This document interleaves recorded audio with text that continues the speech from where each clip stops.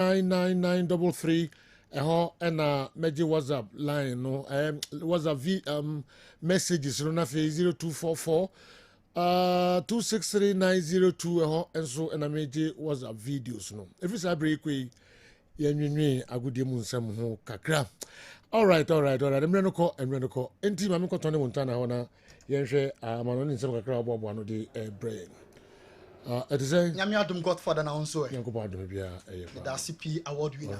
And I memory dying too far near him Saba Air so uncle for a close so Yama at your phone and 4 crab baby. Me shas ye uncle 4 close so dear. Yanko Ronaldo and Rada.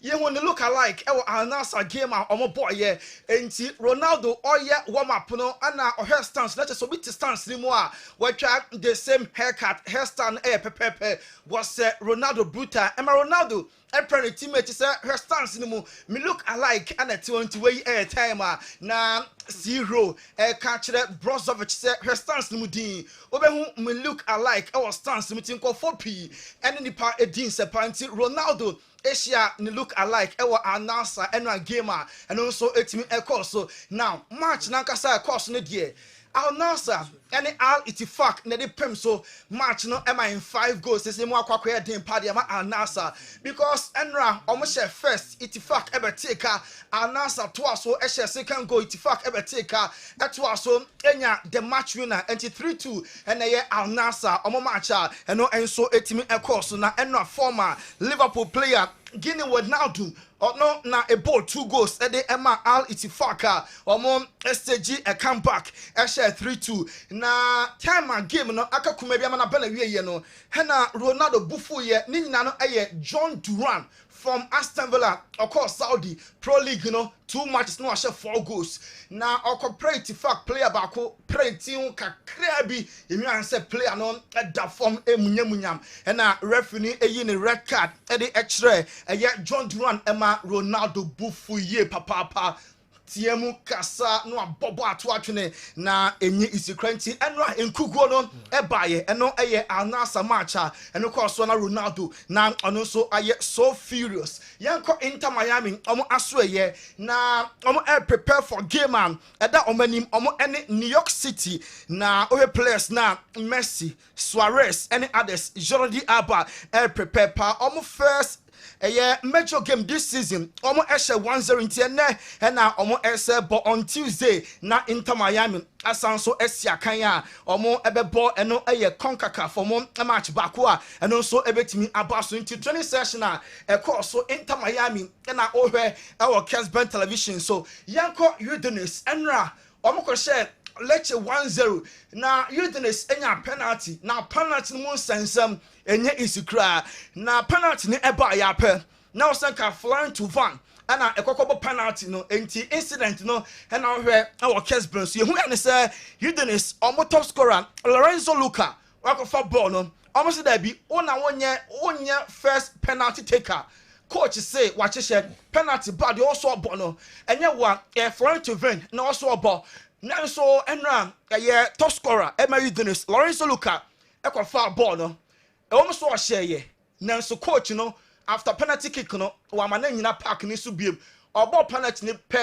tornet and a coach ni say bra what bu mra so mahye pecking order penalty about Florin and a ebo oni ho a na wo so aba adenti and a penalty aba na all rush so ba ko bonti and a player no o share penalty ni de na so coach ni gidi pass emra emra nti o share penalty ni we yape and a coach no eyi striker Lorenzo Laka and so efree mu omoto aso ewini 1-0 na yebisa coach ne say denti and a wash player wash penalty we na free mu o se emra de ubusua enyeyi before the game my share say penalty bar they also abo one year penalty take number 1 adenti na ko fire and no can be na coach ne say oyi Lorenzo Laka and so efree game the ball Enra Premier League one match ekoso Leicester City e dia ohobi mu Brentford ekoso mo kanaya omo entimi ante no enti Leicester abe the first Premier League club who lose 6 consecutive games ofie without scoring a Premier League goal na Brentford eshomo 4-0 before na Arsenal eshomo 2-0 Fulham eshomo 2-0 na Crystal Palace eshomo 2-0 Man City eshomu 2-0 and now Wolverhampton so eshomu by 3 goals to nothing till Leicester City for the 6th consecutive time omelusu ofie without even scoring a goal. Yanko UEFA Champions League enra ewo midfield action so and Sergio breaking UEFA Champions League draw now about so for the round of 16 na Club Brugge and Aston Villa ebebo ano match 4 na Borussia Dortmund any Lille Eddie Ataso PSV Ebetchen Arsenal Real Madrid Ebeshia Atletico Madrid Wednesday match 5 final Ebepo Inter Bayern Munich any Leverkusen Benfica Ebeshia Barcelona na PSG any Liverpool and so abo Hans Flick manager Emma Barca wakasa Eddie afa UEFA Champions League draw na so enra Barca Benfica osi Benfica omo adwene pa at this stage untimi ka se team bia no cheap obia very tough to play momientie Hans Flick Barca omo manager. It's a tough match because they are doing really good. We could see it in Benfica. They hurt us a lot on this day. And you can see also in the last round in the Champions League, there is no opponent you can say it's easy to play against him or to win against him. So it's for everyone now in this situation, in this round. It's very tough matches. I think really it's a tough match. Why Hans Flick Barca manager or the two John Sama. O kind of far Benfica round of 16 game Barca any omebebo first leg no ebeko so Portugal now return leg no abaso Monjuk it was Spain Bayern Munich and Leverkusen ebeshia way German derby ebaso na Leverkusen amo Sporting Director Simon Rufus wakasa the after match no osisa game way no favorite Bayern Munich any favorite Leverkusen so any favorite Champions League battle there yenim there. And then said on the young so league, the last time boy, and check just last week, I'm a party penkun goalless. Name round of 16 way there, Ubian Hua or yet favorite. Now Carl Heinz Rummenigge, Bayern Munich, I'm a legend, or say or ta coach, Vincent Company chipa, go for Bonachi company was one year until for Bayern and caught the next level or see and kind of cray. Since 2012, based there, Bayern Munich manager pay pan waba, why Juma so exceptional, Yamodi. Obiaba about to pass him buy with names so amfa Vincent Company yenyan to wase eman dan obeli di Bayern Munich to the next leveler omo enso epe Hurricane striker or battle injury this weekend match Bayern Munich and Frankfurt Bollimpo omo enso be pass late fitness test Hurricane say Bayern Munich omo here the right attitude no na ebe pushi almost say born there enka omo ban no nenso attitude and only ade bakwa e ha omo pass omo fa the right attitude there any game against Frankfurt omo be share na game against Leverkusen in the Champions League so omo atimi qualify PSG and Liverpool ebebo Ibrahim Konate ekofie wonu say oye Paris boy ya wo no e wo Paris oho ana onyini yan ana ososhe ya na mu abesina kan e ama Liverpool or some match way a great on a personal level. PSG a strong opponent. Liverpool ever find it very difficult, but at the end, Omo and ebe team qualify. Diogo Jota, a Liverpool player. Now say PSG a lot of quality. Obeka Dembele, Obeka Bradley Bakola. Now so one special player be what Yemondi. Now so Jumanon ono ana Nedin Ede Joao Neves. I'm be efi Portugal until on him Neves here papa. Jota said Liverpool will qualify a lot. Ebe depend on how among ebe temu Joao Neves. Amo temu ne dia qualification of course. I should say Liverpool ebe qualify. Inter Milan any final and Asia Benjamin Pavard French nian abo Emma Inter Milan. Also amo target a very simple say Inter Milan ebe double. Amo has a Champions League the only club amo representing in Italy.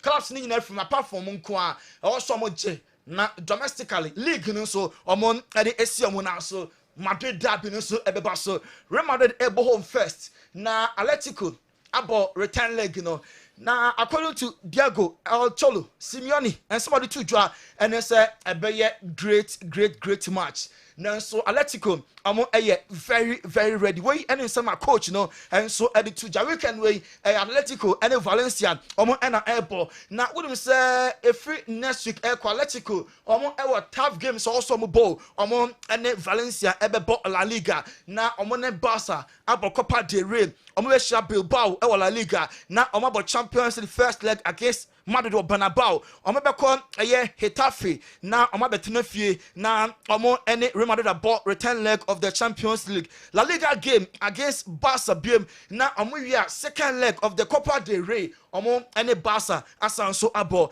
enti every next week copy the end of March ɛne early April there Atletico ɔmo ɛwɔ tough matches nko a ɛna ɔmo ɛbɛtumi abɔ Jorge Valdano, a former player, former general manager, Eddie Emma Real Madrid say or a commentator, Emma Bean Sports, na George Valdano, and now Jorge Valdano say Madrid derby in the Champions League always a event be a person na a lot of tension and ever happen before.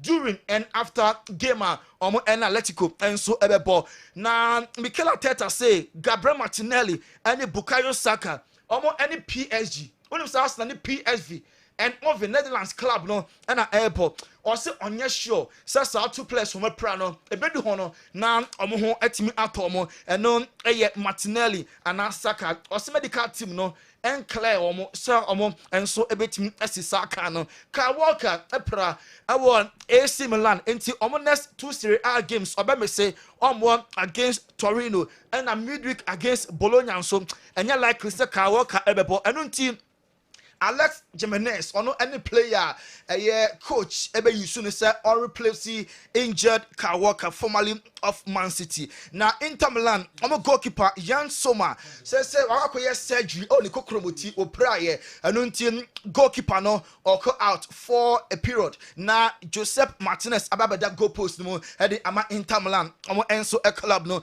Simone Inzaghi sen kwafo nka say decider e was Serie A ni mu ebeye Inter and Napoli or say match enyan dru ho nanso early days yet say match no baso do be win bia and say automatically Serie A no ono energy say Inter esha and chess or magic Napoli sha and chess league no omo enso etimi age still ano until the last match the winner of Italian Serie A no na Barcelona akwa dru omo and the Las Palmas and airball na Barca team Barca no ekodru no na enye insecure supporters no akotwa ho nyina hia na omo Emma players ne fans mami enko ye heard their rival of Barcelona e wo mo hotel ho Barca mo de ko enie supporters no bia e tie mo friend favorite mami entie Barca fans no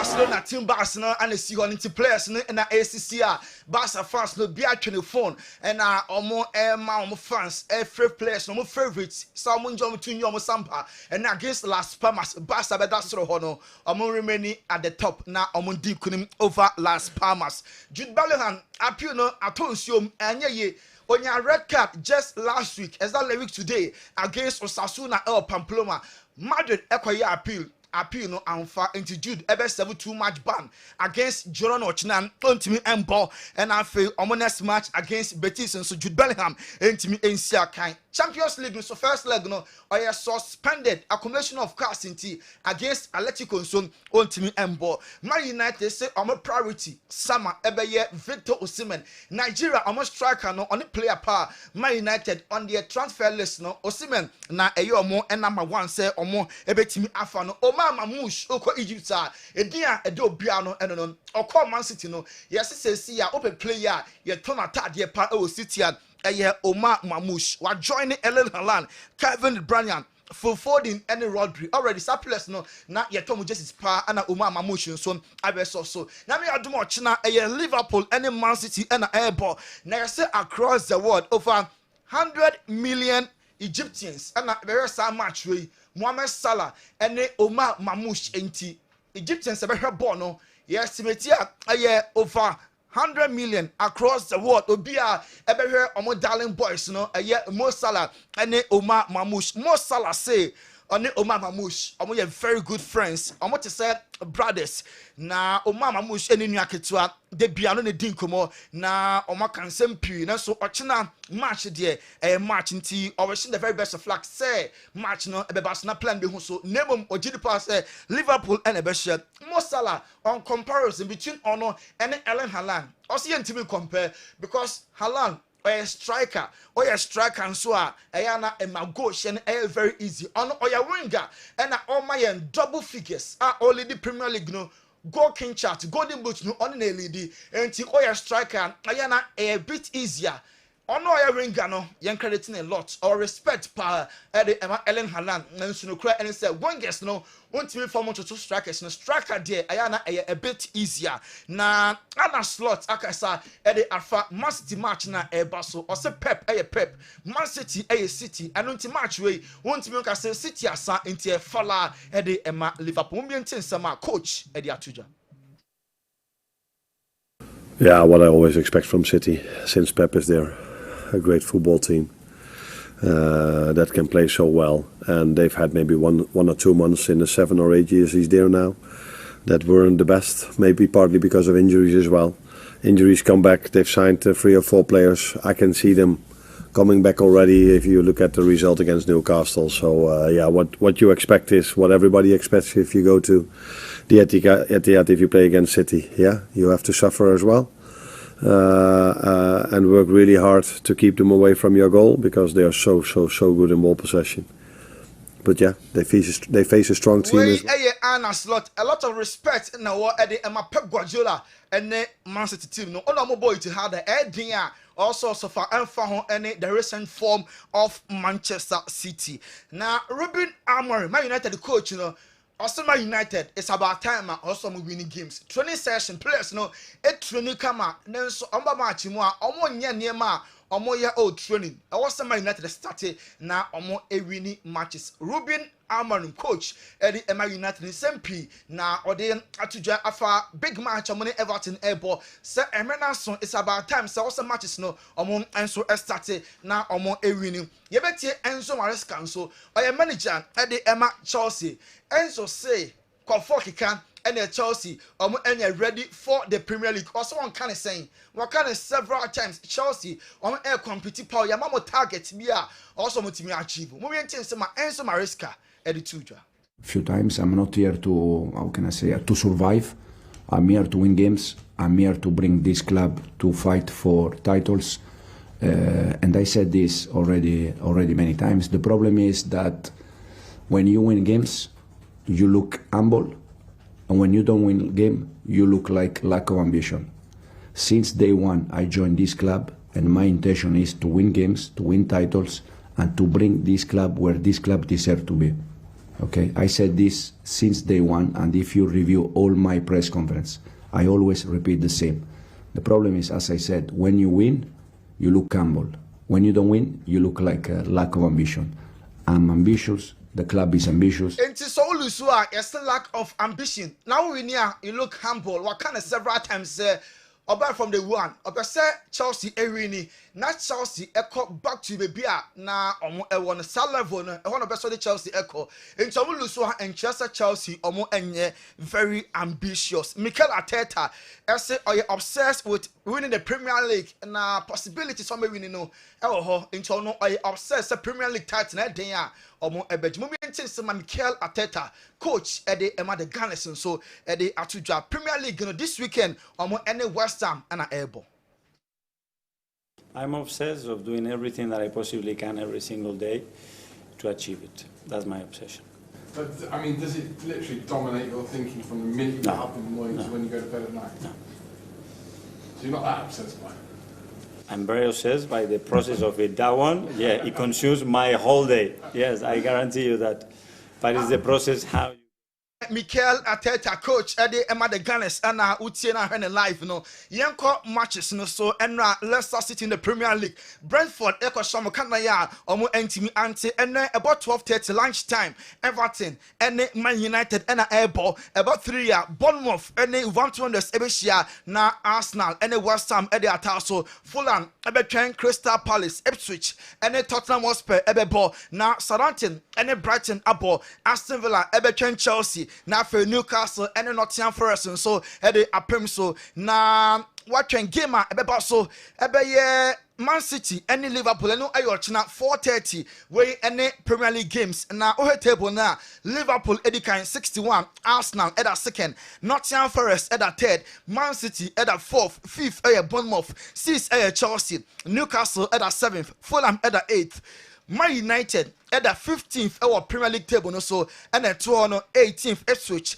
19th Leicester Southampton etwa Mo Salah ashe 24 goals Haaland ashe 19 Chris Wood our 18 goals yanko Spanish La Liga and on Friday night football Celta Vigo Shebakua Osasuna Antimi Ante Deportivo Alaves Palmas so abo a match against Barcelona and no 8 Ochina was San Mamés Bilbao and Valladolid Real Madrid 3:15 our Bernabeu between Girona Hitafe bebo Betis Sociedad and Leganes Sevilla ebebo Mallorca Barca edikan 51 Real Madrid at second 51 Atletico at third omo enso ewo 50 points ewo Spanish La Liga table no so eto hono Valencia 18th Alaves 19th Valladolid twatwo Pichichi Gokin Lewandowski ashe 20 Mbappe ewo 17 and Budimir ewo Sasuna washe 13 yenko Italy enwa Lecce Anshebe Udinese ashe bako and Parma and Bologna ebo Venezia ebetwen Lazio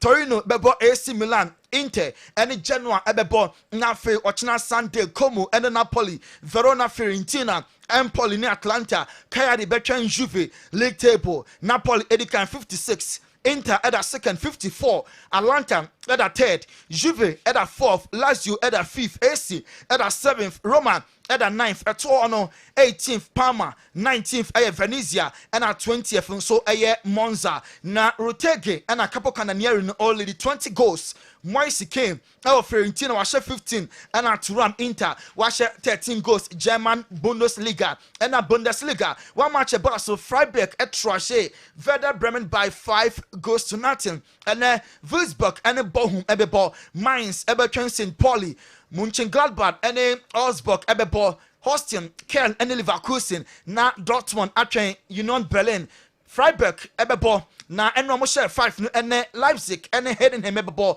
Bayern Munich ochina ebetwen Frankfurt na Hoffenheim and Stuttgart abo Bayern Munich edikan 55 Leverkusen at second 47 Frankfurt at third na Freiburg so am at fourth at 16th Heidenheim 17th Bochum and Holstein Kiel etwa Hurricane ashe more goals 21 Omar Mamush okositi there before so oko no share 15 goals our Germany yekowie our French Ligue 1 René Shebakua Rem Antimi Ante and Lille and Monaco ebo Saint-Étienne ebetwen Angers Auxerre and Marseille Nantes ochina ebetwen Lens Le Havre ebo Toulouse Strasbourg and Brestois Nice and Montpellier na Lyon and PSG and so a league table PSG can 56 Marseille at a second 46 Nice at a third 40 Monaco at a fourth Lille at a fifth and Lyon and so a chat to a Dembele na a lady Gokin with 16 goals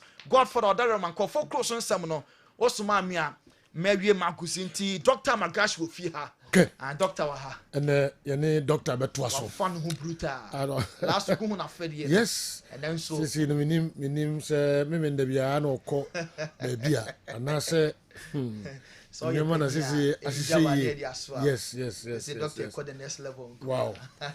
Enti Tony Montana na mote ne nka no wade amono ni nsam nyina enso abre weekendi de bekoso nyina no na abrantie e de abre yen no 0551599933 confirm messages no emre intentem we WhatsApp messages 0244263902 and also videos mumfam fasa WhatsApp line also emre Dr. Amigashi Sisi wa pilot ade ne se me nda na obeyi anase I dey ba dey na ekoso.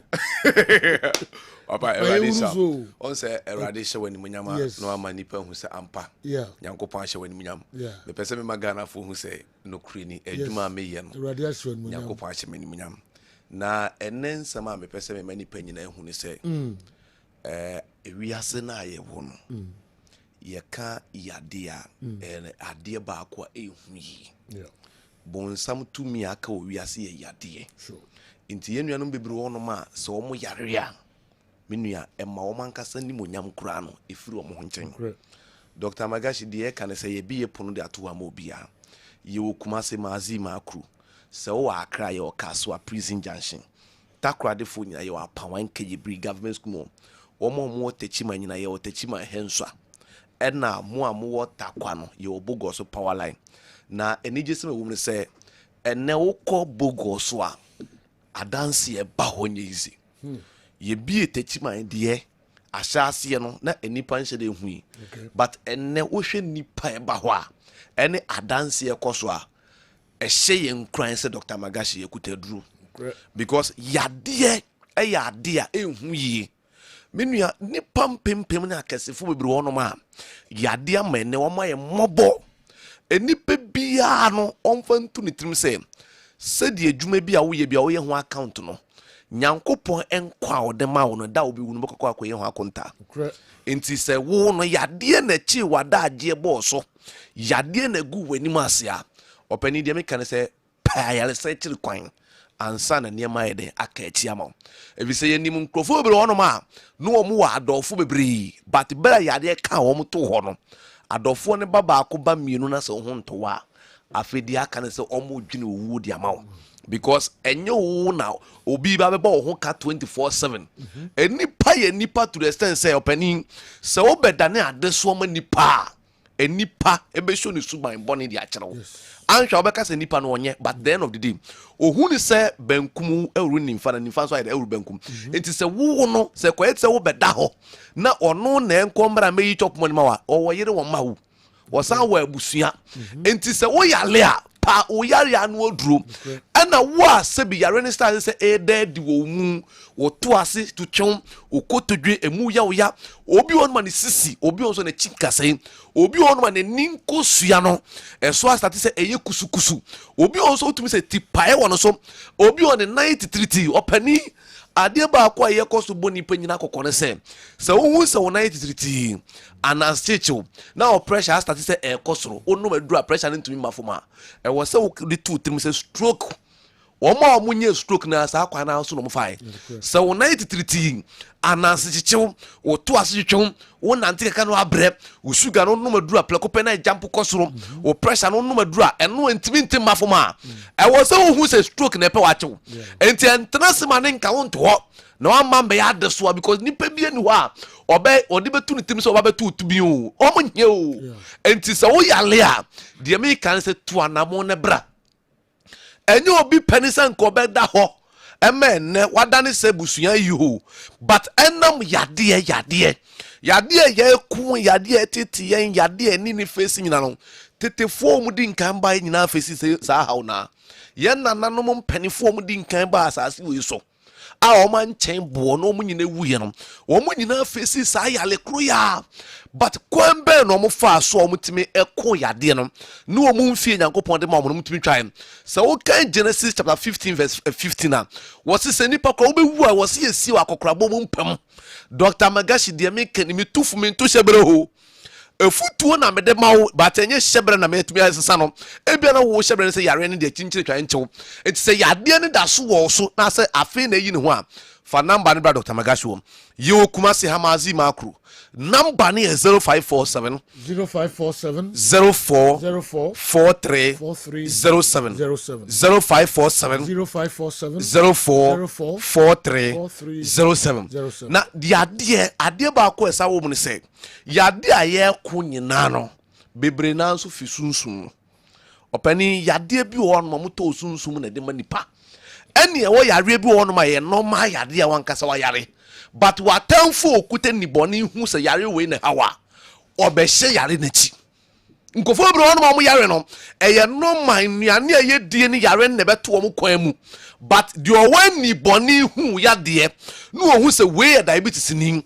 we na ni nkosu ata se efra anase se bi ni be ma ye kofoma obehye yale nechi enu nti ena de bia me bokoko se yade no se yesunsum kura na de hia so ba Dr. Magashi wo ye okuma se mazi makro wo mo techima nyina ye techima hensua fa baby amount Camel Senior High School no ka so ko Dr. Magashi wo me se akrafo nyina nko kasoa eno na mfinkan na ebai na adanse e ba ho ye bebrebe kasa wo ko kasoa prison junction ena se wo takura de ya pawan Kejebri ye wo Kejebri government school mo abi so bia se Dr. Magashi se wo takwa ko bogo so power line baby a golden hotel junction no bogo so kuro mo du on ma somebody bibli kura bo kasa ope Dr. Magashi Kumasi me say ye mazi makru ena Kumasi for the mekeni se bia wontime man na se wo ba adwada brantem because nipa ho se wo ba adwada brantem efi se eye nipa pomoden ye ka ho asem ene ye mfa pressure anka se chinchin we nipa ne do so nti dabi de wo sie ye ma nipa bia ne ye ma ne se be ya yade ne ni di akono yare ne be fi so akọ Dr. Magashi number ne 0547 04 43 07 0547 so okay Isaiah chapter 4 the verse number 1 down now was say edano a man son a ma ba ko be 7 ebe so be ma ba ko pemu akase odi ama mmo ya kohoma ye bedi ya eduane ne ya hye yankase ya tade ma yemfa udin kekento ye so opani ade ba ko ne se enne ma ne do so nche mema no en se woni ba ko pete na se wo be ma ye nim wawa opani no ko e wo mu se wo ya kanyankopon trimpo aye na ahye enti mema o mu mema ya ye mre obi odadema obo se ne be ma no kona homachi entimi nsolem obi on mo tumi se ne be ma no kurani ahonde nim odunso ntentem ye de pipe atu ne be memu a de make to ne se Dr. Magashi fanamba nebra yade na edan krofo bre so aman panifo bre won ma omo be ma fon na efom ebi won so mo se ne mema ye kwa ne kofom ebi ye gonorrhea se wunya gonorrhea na se wunya syphilis na se won treat ni ya the more na wunyina yare ne cha so na ma obe ma nkasa ne efon enti Dr. Magashi die futuo na mede ma ho se yade ma be ma di abeni yade ma ye nuanom ma no omo hu so omko awale pato emane ma mesi wa fitiri emane ma me fa nipeduane moso number ne 0547 04 43 07 0547 04 43 07 enti fa number ne to anamon bra ye nuanom ma bebre wono ma me nuane menses ne emba yi obi onso eni dane de bia da obemnya mensesa age se fie oni panyina hu se ni pass mesi de ne time aye aso opani de ye ka che on se emma menstrual problem ne hawo ensa ma menses na embe yi no so eno so nye wasem emma fibroid na da wodim no pato fibroid medical ka che on se fibroid enya mama yo eye nama efifi abeka enam ho so woko gynecology obetumi aka just fibronogen no fibronogen enne boa awode ne se bia nam foforo bi mbefifi awode nim na emfa fibroid ma but obi won ma ne de ne sa hormone enye dwuma yie enti se fibroid ne chance efifi a yeyi okoye operation no mu yi kura na ebese fifi biom ye wo edura ye de mawa sa fibroid ni nyina tinton time oba o se opa awo na awo ni ntimi ma oba o se me de fibroid nti enti na awo na blocking patch of number ne keke ne tu na mo Dr. Magashi ye wo Kumasi mazi makru udu makru jansa kasa wo Dr. Magashi ho Kumasi ye mazi makru Accra ye Kaswa prison junction takrade ya pawan Kejebri government school techima techima henswa bogoso bogoso power line me say number no 0547 04 43 07 0547 04 43 07 enti fa number ne to anamo na bra maame bato say stroke na how o to asere onan kokom na twetwom wa chinkasai wani kusukusu yewo ade bia ye kan cerebral atherosclerosis enu ni ye obi a nini intine wa etreni mu no intina sha se ewu obi on man in n'ani nkosua no enye duro na wose odi guso ebi on man training inside na wanya sansunsu anso no ente wose ye check ye won fidie edi kan de check ani no ni ahwe wani na nkasa ho de hu se wani no pato problem ben na abaso eye pressure na abu ano abegu ani ni so eno ye fa ne te eni se eche wo so na se wose wonya duro na wanya duro na se ese wani sauce na eno ne ye kan glaucoma to anamon bra Dr. Magashi woni ehwe sa ne mani namam number no ye 0547 04 4307 ye de kasa gina ba wiye no de ye ka che woni so pani entena se ma yade engu wani mase entena se ma yade enji wani munyam nyina mfi ho ye obi ono yare ba ko pebeto ma abofom de waye yi no ya kase foko no yare kukum hwe ho a omo da ne ma entena se ma yare no embe ma usika se nyina nkofom embe se ma yare ne yi wo mfi adwuma mu honkonko tena fie na onkonko da ne sresrefo onye sare nyame bo ho enti doctor edro na be di Dr. Magashi ho de bi abeka wa so be say edro na be di mu ho enti yade na sebi guni penimase na eyi ni pefi ye diem de kwa hochim no sa yare ni ntina Dr. Magashi ye wo fa number no 0547 04 4307 0547 04 4307 ye juma fiti juada ko pememenda juada ko pememenda onya ba Dr. Magashi wa mesi kumase for the se o ba brantem no kreni efise nipa ho brantem ni yentimi nhwe yade na eto so na yese kwai do to yese kwai bretu a se bi eduro bi entimi nkokan no eni ne yese fabra ne yemwa na ohunye de ento nyame ya adoma na otwese ne yebesenhia yakra mu nyina yenso ya jusu amanfo so mbeba na ofiri ya ko fie die me kwadumia me bacha Dr. Magashi numbers no mo de mumfre o se yare ben ye hunam anase sunsumu yare fabra na onsa yare yentoa so na fe yenhwe foreign stories no emu kakrai na musomodum de no beka ho kakra me ko bouncer de no ho we defeated Man City at the knockout stage and they've given us Atletico Madrid at the round of 16 in the why na aye draw no pa why na aye draw no pa justice for pole bouncer and the way every ultimate scaffold new achimota overhead the abrayen Juland midudi bana Andy atrasi yen chance even free no na head of the abrayen the Premier League Regulations 2019 Article 42 ownership, commercial and media rights of the league, which paraphrased version and a summary will read: the GFA reserves the right to ownership, organization, control and management of the league. Any rights associated with it of any nature shall be vested entirely and exclusively in the Ghana Football Association. A few days ago, the majority leader, in his bid to disclose a private discussion he had with the Sports and Recreation Minister, gave an impression that the minister is nurturing the intent to negotiate with Super Sports to begin coverage of our local leagues without the knowledge of the Ghana Football Association. My question is, will the ministry not be infringing on the above article or usurping authority even in the light of their good intentions? Is there any precedence in Ghana's footballing history, or this is a novelty? What advice will your crew possibly offer the ministry, if any? Julian Caesar Kumasi. And the idea we have. But all can was MCC you kwaba. No, there's any infringe upon anything. You're born I born on Crofucha free. If you have a huge and a very big brand, a global brand like DSTV, na minister so no more kasa. It's just a matter of minister non F in a boom. Whichever way the situation, on one team in Gaza.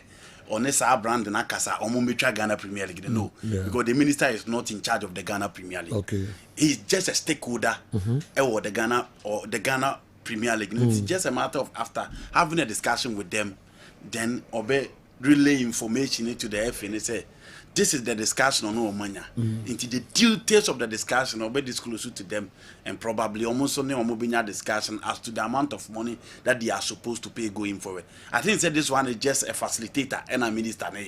Until they are not infringing upon anything from the rules and regulations that govern our football.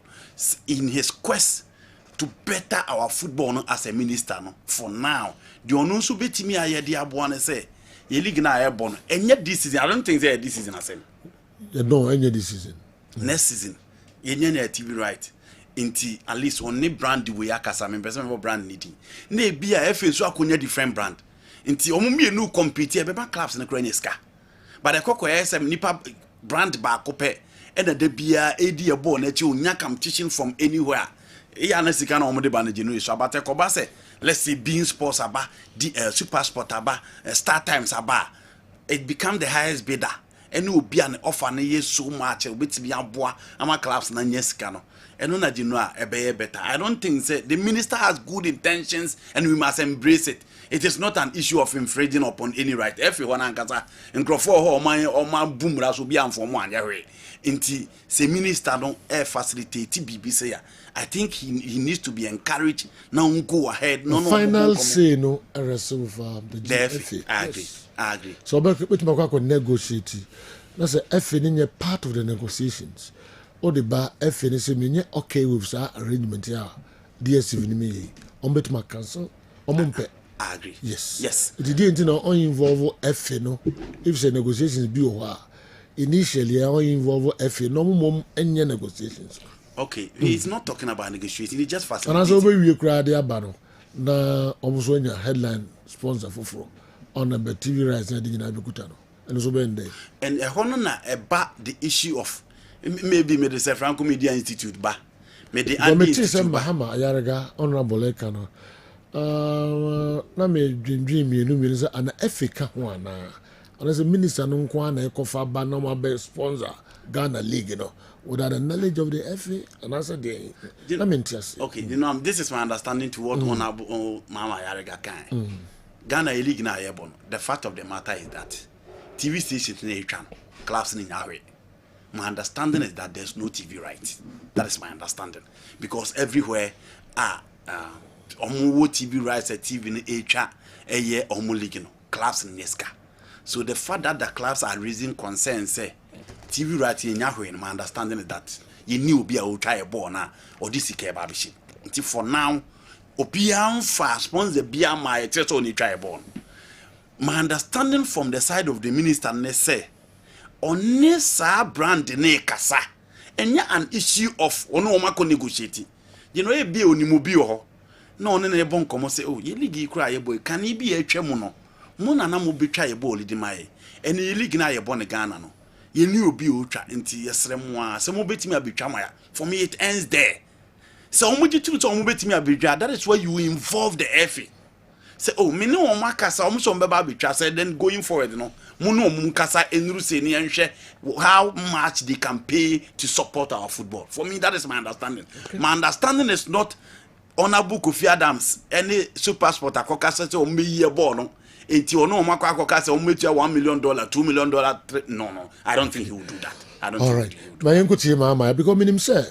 Start time in Reno before and I said during or after if you know engage omni Super Sport didn't come along the line the talks didn't break it down go on yes yeah where say na omni Super Sport didn't come so me ba fair league okay yeah be me no intimi materialize here to me nim say honor minister to so free there and I say a different equal no I don't know. I think it's a different one. Okay. I think it's a different one.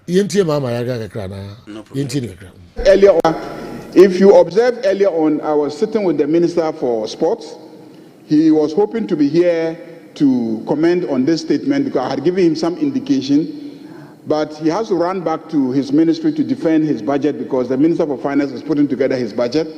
And so in our discussions, he's indicated that as part of the 24-hour economy strategy, sports is going to be a major cornerstone as part of the 24-hour economy. Mr. Speaker, the Minister for Youth, the Minister for Sports has a major agenda to revive sports, to revive football from the district to the regional level and at the national level. Mr. Speaker, the Minister is already holding meetings with the media to see how we can project sports. Indeed, he has revealed to me that he is looking to negotiate for super sports and others to begin to cover our local leagues. Because, Mr. Speaker, when the local leagues are covered by super sports, what it means is that people sitting in South Africa can see our boys playing, our boys and girls playing. And from South Africa, they can begin to identify and come and scout for those people. So the footballers themselves, when they see that their tournaments are covered on super sports, they know that a platform, a global platform is being provided them to showcase their skills. Majority leader, Mahama Yarga, and some of the two-door parliament and so on. Doctor? General, yeah. With them say, Assam no can I asempa. Ninja say, sports minister, Shenimu. Or say he's looking to negotiate. He's looking to negotiate. Or Shenimu say, Oni super sports or Bekako Dinkomo. Na Omababe cover yen league and also Omabe try yen league. Enti a whole lot. The process involved no and very important here. First of all, the minister can easily ask GFA. League no so we person sponsor ne boy you're saying. There are several ways you can go about it. Either obey beginning the initial conversation with super sports and they hand them over to the FA to continue. And now say on Nube leading the negotiation by finding out from the FA, first of all, telling the FA, me share ni muse me ni super sports will be din common no mabesum. Na mu league no udo ani bubua ne boy ye saying so be betwa saying a bidra and then obetumako negotiate. He gets back and tell them this is how much they are ready to pay. These are their conditions. What do you think? So for me, there wouldn't be anything like a beer or go beyond the mandate. Sometimes it do a year business and another sponsorship conversations are why nearly the conversation the Korean is important. It be a super sports for no nipa way in charge, you know. It is possible Honorable Kofi Adams has probably personal relationship with him. It makes the conversation easy. Eman komodie no eyefu. Inti me feel there the Honorable Mama Yarigadi Tudiano. And I'm sure it's something the FA should be proud, should be happy about and probably facilitate. And now say, Omukra Tiwe no, so mubisa minister no, near or woni trim, then no ye, na then no munsubit my diabua, I must say trim upon our koso. Because Ghana yeti hesi, Star Times and then Super Sports. Super Sports for by Idru baby, they were not happy. Yeah. And a Star Times also buy along the line. Yes, Sikano Muntia, or Munsusiskano Mudishim, they are not getting their money back. It's the reason they are unable to pay. And almost so this are no Mokoye. GFA, Eja Mukoino, Omunya Bio baby, until it looks like these two companies for the time being.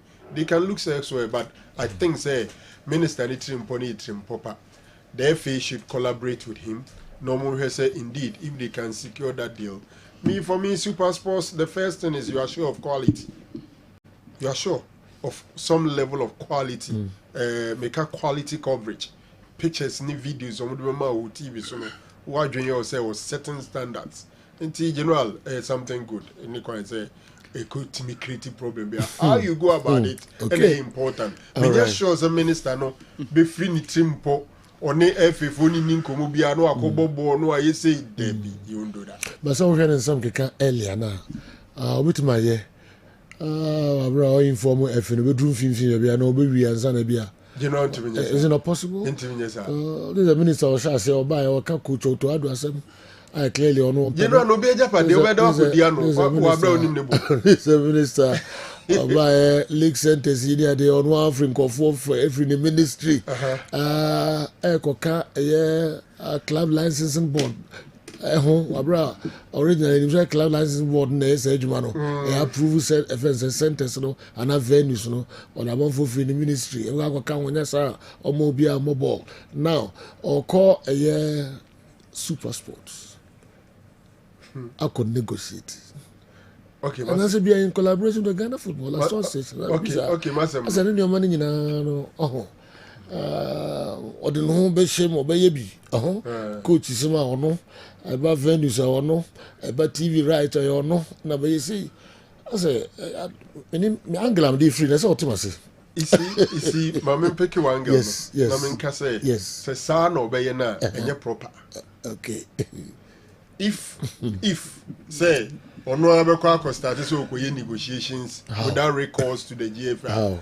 And your papa. Now I don't think he would do that because it's the product of the Ghana Football Association. Obian who are in a normal, or be decided so we could do be at the ano or break be at the no on country in Pacrons and me Pubia Manabebo. At the end, boy is saying, I don't think the minister would do that. Probably at a point in time, or break it, the only Drew baby or be involved in the AF, no more negotiate. I'm sure he would want to take credit for the fact that indeed he be on a day a buyer. And here can cry honorable Mama Yarega no Munsem. Only in Comango. No politicians because only in Como and all the only to Germano. All right. But apart from TV, no, I could discuss the issue of ABS car or more phenomenon. And near man also in Abaco Crenway wrong. But okay. Your ball parking yet. If you vote empty or more Bobony Aguso and a park and your possible. When he says or fight a team from the side, a team from the FA, from the club lines. Well, club lines is in the moment they are sitting on their job. So you should make sure they do the job. You know, a football and a Crawford Jum also muyo. And the last time I was saying it, there be a many videos where Crawford we nasha.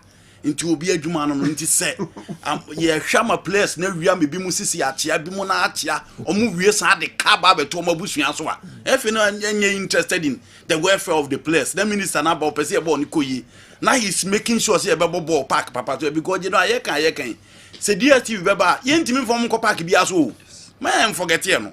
Say a pet, sa global coverage now. A super sport de Bemayana, Homomucha FMB Stadium. You know. Inti from Kopak Bia. Zambian League in Ethiopian League in General Ethiopian League no one I catch say a four stadia. And no maka boom air league no. Dear letter, dear children say pitches are apart from the phone and you're good enough so mobile tone with you some profile. Sanatre, inti baby or why intimate for Munko. You know, inti see intimate for Munko na if in the ombre. Na ye de bobon no park bia so na minister ne so on the yen konko he pitches no say fata say ye boss baller hu boni awaye jiba. Already even ye be Tanzania de Andy na pictures na fe enye stadium kese bi sa o he Yanga 6-1 omo winning last week no enye stadium eso but Pakistan no just kit to bi and share the quality of the pitch. So you can imagine taking Super Sport to be some venues be enye suitable for coverage of the league. So I completely stand with Andy. Say yem pe stadia to say the Cote d'Ivoire ya pick it 2, 3, 4 stadia we mo ene ya regularize ya you say we mo ene deserve say be host yearly games. And no we are good to go. Weekend the activities are do be so e wo miamia no ye be transi memenda ye de hu sem bremo. Ye be say free weekend the ye be ko Europe. I'm so asking you now about it had or 4:30. You know, 14th and 15th on the boom 12:30. Okay. Man United. I mean, here later when I say Everton woman in Man United, I was surprised. Everton the 14th and Man United the 15th. 12:30. I'm on the chassis. Okay. Senujigua investors in Edmund in answer, and it's a game. Basso at the good same pack. Dear Man United, they say in as much as. Omu games omu born and saying koyi and their last game against Tottenham Hotspur omu lose by a goal to nil. Omu a very good record against Everton. And so show omu against Everton. The last 5 games omu bought against Everton no. Man United at me and a very good results so they are yet to be defeated. And the last 4 games to crown them for Everton so omu the ball ever to Tottenham at the United. Now we say you no free wa. Wo unya chance Everton versus Liverpool bia e kire wo say Everton fo ne dru ba bia. Na say omo say omo bo big games na omo time bo e ma ne ma time ko yie de mom. Enye squad hu bia but David Moyes actually say coming back to Everton no onim Everton boboko no what they stand for and ekwan obetimi afa so aboa omo no de oye previously under the likes of Tim Cahill, Steven Pina and other players back then. Aniche Bay, Yakubu Aibene no, and only a dreamer still or back na oye. It is their usual Jaden Pickford, Mikalinko, Brian, talk about Jim Tarkowski, no about Gerard Braithwaite, a midfield of James Gardner and Idris Aganagi. But Ombe message you occur in this particular game because of red card no Kojiano. But who when that chance I show team now who didn't started from their midfield. Baby Omo James Ghana, Omo Idris Aganagi, and they have Jack Harrison this time. He'll be operating from the left. No more about Lindstrom from the right, with Beto leading the line. And only baby Omo Hodin Ewo. Man United problem will be him said they concede, but Omo intimate and only the problem for Man United this season. Omo defense no in good shape. No matter whoever or best started Ewo Omo backline, whether Lenny Yoro, whether the late say Maguire and Ebebo obi obegina chire obi ande no a who say ekwan dem midfield no omaye on and off sometimes omutimi hodu kakra sometimes omutimi maintain possession and we've not seen the best of Bruno playing as a central midfielder because we had the new coach in the Namana or the number the old Bruno Fernandes in the Italian Serie A no bo as number 8 no eno na na ordinable nti wo hwe o mo ne Tottenham Hotspur obo ne Casemiro in midfield eno ne rua odi ama no Garnacho for me anytime on be man the opportunity to start no disappointed and whoever watched the Tottenham Hotspur game no ehun say Garnacho give me the opportunity to start no or disappointed here the goal scoring opportunities e ban the side gina no Abrante finally Andrew Garnacho entimi amfa ball na anto atenem just Rasmus Holland and Joshua Zexi. Again, these are the guys trusted by Robin Amorim. Say up front, Omubetimi Ayebibi. Again, Tottenham Hotspur again. They disappointed against Crystal Palace. It wasn't a different story. Into a game, Everton a good record against Manchester United. But the last two games of David Moyes against Man United, no, Nimodebo etimi eswere. For me, and only area was again. Baby, Man United edaning yet. And there will be so much pressure on their players and the coach to perform. And everything knowing very well, so I'm not draw crowd no. Sejo, almost big if we best. Into a game at 12:30, any kwasa or messy. But as I said earlier, Man United will good record against Everton. And me got double chance for Man United in that particular game. Now 5:30, Chelsea and Aston Villa. And almost Eddie Boom. Villa again against Liverpool was one of big games I share this time and a game full of quality. Why Aston Villa for now?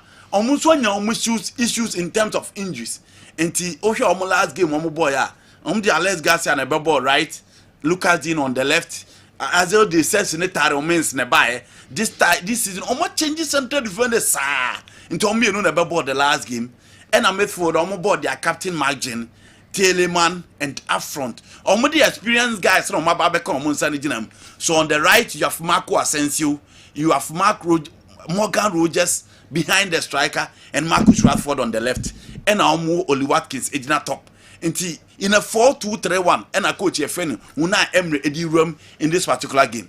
Chelsea so acquire bright and fast so in the last two games, and there's so much pressure on Enzo Maresca. And Penifona catch and say Omotanachi and on one babontin so because say man 2 years some family in the Champions League. But say do dan say said their results in this corner. I don't think say man ko ya Chelsea fans no at the better no. You expect Omo better you say pamly from Bobo Koni because the last game against Brighton 3 goals now Omo itimi consider no the fans were not happy. Chelsea so problem na kwa you goals no Omo nche and on the defense and also air concede. And so we share the attack of Morgan Rogers and then Abrante Ayefreno, Oli Watkins alongside Rashford and Marcus Asensio. Not just Aston Villa team who were a fire front four. Are capable of doing anything up front, especially Morgan Rogers. one player this season when he breakthrough and is playing very well for Aston Villa team. No, I won't be surprised to see him set next season top teams in the beach, you know, and cast in the mode of Jude Bellingham, Pepe. Or ball as an orthodox number 10, he can play as 8, ultimately move to the right, ultimately move to the left. On any player also Chelsea to work out for him. And right for the Omusa United and Nkoye. But the good thing for him is that Man United players now almost free or team no more outside the air or team member. Into be expected say Rashford everything ABB in this particular game. Jadon Sancho, Pedro Neto, Nodi Madueke, Christopher Nkuku. Ye mubi kanya see a man Nkuku the opportunity to play. But after the injury of Abrante friend Nicola Jackson, Nkuku nchira say did that see a man the opportunity to play no bit me about and Genoa. These games will be a say obeti me show up. In the Chelsea setup, make sure you play Kupama out and you are good to go. And imagine the good old margin and a bear human just to make sure say obe put to the plugs no on Abrante your friend Kupama say the bear Chelsea any other chance to play. Someone is space there, then the supplies will go to Jadon Sancho, the supplies will go to Nodi Madueke, and in Nkuku will be the opportunity to play. So for me, Aston Villa for Ejimo also to play Kupama out and you are good to go. You know, Chelsea more they born in Sweden at the Villa Park may go 2-1 for team my friend Aston Villa in that game. Arsenal airball against West Ham United. Grand Porta on fashion Coca West Ham United team no. One win pen what team akoye out of the 5 games na what team abono. E kire o se niema enkoyi emfama. Omonso a change setup na still I enkoyi. And so we check on last game now. After crowd or the Carlos Soler left and or the Lucas Paqueta Coco lead line. And the man Koye from West Ham United. After the exit of Kezuma and the lights, almost take it to Mavropoulos and then Killman. Still I am Koye. Emerson Pemery is still available. Thomas Susek is there, but still I said you. And Koye informed my friend West Ham United. Arsenal last game against Leicester City. No, be him saying in the absence of their front three and Kanyama Nkoye for Arsenal. But you know, Miguel Merino find a way out team the 2 goals no for team my friend Arsenal. And we win that particular group. Last minute no mo finish it very very well. Against West Ham nim so attack and said yet they only need to play Leandro Trossard out and they are good to go. And tia only baby a coach your friend Graham Potter edin team ni nyina abekwa akogina. But Arsenal were very good midfielders sir. Say ni mo no cry and shoot or more the chance to shoot from afar and or more that creative element within the boxer or mo betimi asashe go outside the box. E dey my friend Arsenal. Eti e honey baby Arsenal strength in the but they should be careful because so West Ham defense na e wo mu so consider goal there but say Joe so attack no enyana passes no enkwa one very good movement from Nwaneri and then Abrante your friend Raheem Sterling you will suffer but say Joe I think Arsenal have the chance to win this particular game. Now the big game in the Premier League, Liverpool bought against Manchester City away Etihad. So watch Manchester City with Etihad this season against Arsenal omubo 2-2 against Tottenham Hotspur ko show omo 4 against Manchester United show omo by 2-1. So the 3 big games omo bo with Etihad ni nyina no Sejo apart from Chelsea omo share Chelsea by 3-1 games ni nyina ankoyi amfama to my friend Manchester City. Now they are out of the Champions League. Inti omu benya the confidence e dia bo e wo Premier League no.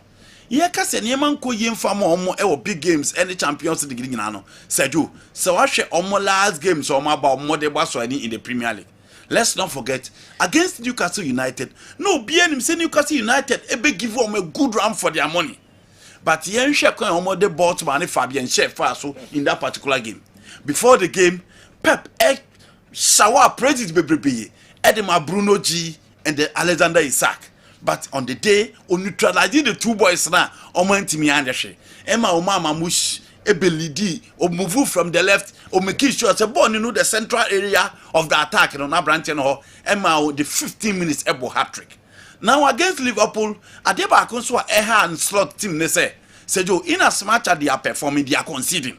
Eti Konate and Van Dijk, Homo a difference require them, and Obian himself Trent Alexander-Arnold require Edaneti. Now, Adeba Akonswa Eha Pepono, The two centre back pair, John Stone is out. So Nathan Ake beba pair Ruben Diaz with Josco Vidia on the left. Now wabo whether Rico Lewis on the right or Abrantia now the ball the right side against Real Madrid no the beba because of his speed. But you know who was on board this particular side? They all preventing a free money say Mo Salah will not get the opportunity and money ball now because Liverpool ball no more bono. About 50% of goals no Mo Salah so just go video so that him say ball na ya chance ya no drew the opposition area say or kwa pego ashe. And in this particular instance what you do is that ube make sure say because of Salah nti onko na nim et said the previous games no okono so far McAllister Ofa Gravenberch, that's Ofa Dominic Soboslai. Gravenberch started very well in the form monatico. But the two guys with the energy or more the quality to maintain position and close the spaces in midfield. Ika Gundogan energy ne swate. So Kevin De Bruyne be Chelsea Kevin De Bruyne won the last season or Manchester City. Kovacic to be back. But you know the midfield battle no any kwanya Manchester City lose ball na obubesi recycle ball no mama mo no will be the determining factor in this particular game. With Ellen Holland back, Omar Mamouche on the left, Phil Foden in midfield. Now on the right side, Savio. No, for me, the Manchester City attack will be too sharp, will be too open, and Omubenya the quality to play as they used to be. But can they contain the attack of Cody Gakpo? Can they contain the attack of Diego Jota and the Mo Salah? A honey baby, me believe we say almost fall short kakra, especially with their defense and how they set up. A honey area almost fall short in this particular instance. It is a joke. Liverpool will score, Manchester City will score, and as I said, in as much as Neman Koye for Manchester City in the Champions League, when it comes to the Premier League, now saying dear. And they are scoring as well. And this is a big game. Obama which will love so bet me announce on the presence in this particular game. Ama bet me akoye ediama. Into a game Sergio make both teams to score double chance Liverpool a game beba so Etihad. Ketua be in Spain. Real Madrid against Girona. Na Girona F4 moment said ye na etie last season. No credit say Oton Eye Dubac, Oton Savio, Oton Alex Garcia. Unyana to say the opener because the likes of Daily Blend, Juan Pedro, Miguel Gutierrez, Donny van der Beek, Omode Atamelo Ababeka, all these guys are the Reus, all these guys are there. But Miguel Sanchez Munez, this is in performance, and to say last season because of we lose that touch of quality. Now mo Edeba last season. Now, so Madrid and so on. Draw against Atletico, a defeat against RCD Espanyol in the Spanish La Liga in their last two games. And Emako Yediama Real Madrid. The La Liga and in the game I'm winning against Manchester City, who expected that game will give that confidence and Madrid will concentrate on the football play. Instead, some concentration in Aqua referees any moment referees ADT Omudu Park no more lose concentration. Vini from November is here to score in the Spanish La Liga. Rodrigo has been playing so well. Mbappe is on fire and Jude will be absent. I don't think there'll be a problem because Dandy Ceballos, Chomeli, and then Kamavinga and then Luka Modric will also be there to play in that game a bit near Barcelona. So Girona Sergio, almost game a game open play. Body na is a Real Betis, and answer only Sevilla, and answer only Villarreal. Hardly for them to defend because Omuji say betting a crab ball and that is what Madrid epe. Team has space edited their children because they have a pacey and a very powerful attacker. So Ujija Wachiriwa. Seju, Omubema the Adi Etimi a game that I tip Real Madrid, so Omube winning this particular game. Barcelona against Las Palmas. Baby Abasa do no more Omechi because Omunim says almost to say ya no confidence. And when they are first on the league table, a some push you on my Champions League, Sako, and Nimu Ekoye. And so here the route to no Monamsona. They'll be at the semi-final of the UEFA Champions League, just like what transpired last season. And this is Las Palmas. I told them, you're stubborn. You're against Real Madrid in the league. No, me stubborn. No more Madrid. And the same thing applies to AFC Barcelona. They need to be very careful, especially going forward, because nonsense all your Barca games now almost a chances are Against Real Vallecano, they had all the opportunities and competing the Ashe. But Lewandowski bogu, na Rafinha bogu, na Yama bogu, and a honey baby or Sebasa, Eshini. You know, some year potent up front and concentrate here. I don't think Las Palmas will be a match for my friend FC Barcelona. Napoli against Como, not a difficult game. I'm taking Napoli to win. Game me beat me, Abaso, Eho, and you know, because of time, Ninti. Yeah. I'm fancy. Because of time, Yemfa, and see, I'm for, I say, money need Germany. Edintra. Ayana competition in Nisro. Sir. Yes. It is the course of France. Yes. Okay. On said you, so we German Bundesliga. Bayern hopefully Bakusi in room back. Oh, Dortmund no be room back. Yeah. Dortmund no detail that they are good to go. And even the last since around 2009, about 4 teams Penalty League. We Wolfsburg and in Jekutam name graffiti. And in the environment Beji a Dortmund Beshi Muminu and a Bayer Leverkusen. So competition. Okay. General, competition in Israel. We are talking about Bayer Leverkusen because of what they did the last 2 seasons. Even last season, they could say again, they're in the Champions League and we already saw them battle with Bayern Munich in the Champions League. Because the last time a Bayern is here, a German team in the Champions League was the 2012-2013 finals for Wembley and 1999 against Kaiserslautern in Tia. And we are talking about Bayer Leverkusen because of Xabi Alonso, the exploit, the obi who say the potential, obetim the academy. Everybody is talking about Florian Wirtz because he's the next big thing in the German football. In Tiana Bema Leverkusen. So we share Bayern team now, you know, Bayern team need almost performance individually. If you watch them in the Champions League, we show more against Villa, we show more against Barcelona. I watched them against Celtic the last time. On say names but individual performance not the Kingsley Coman, Leroy Sané, all those guys are not performing. But Sergio, so we heard Dortmund. So they are topping the log. Yes, because omo do omo chi na ho den wo fem. Dortmund be person benya Sergio Gurasi. Season e be wie ya. Omo ko market omo benya 90 million, 85, 100 million na omo aton na omo dia be ye omo team no. Omo be kwa kofa Yohan Kuto. Within 2-3 years, omo be training to be one of the best right back in the game. No more Jane Muno Konom the year of team. That is the attention. The attention is not to win because one a woman mechi a woman say one performing a omo bepa mo to say the omo pamo nuru sahin omo di nikoko vakabano because omo system they have a plan omo person system ni push you to a certain level by improving certain individuals. But Dortmund said you season is here omo G league na omo pe but their main target for a season is to play in the Champions League. Prepare those quality materials now. Next year or 2, we are good to go. Jadon Sancho bekwa kodiska, Dembele bekwa kodiska, Ellen Holland bekwa kodiska. Na ye nyesika dia yetim. E ho no attention ko. The same thing apply to Leipzig. Who says near man for them. Okay. Yes, I can Bayern and Frankfurt, 1st and 3rd.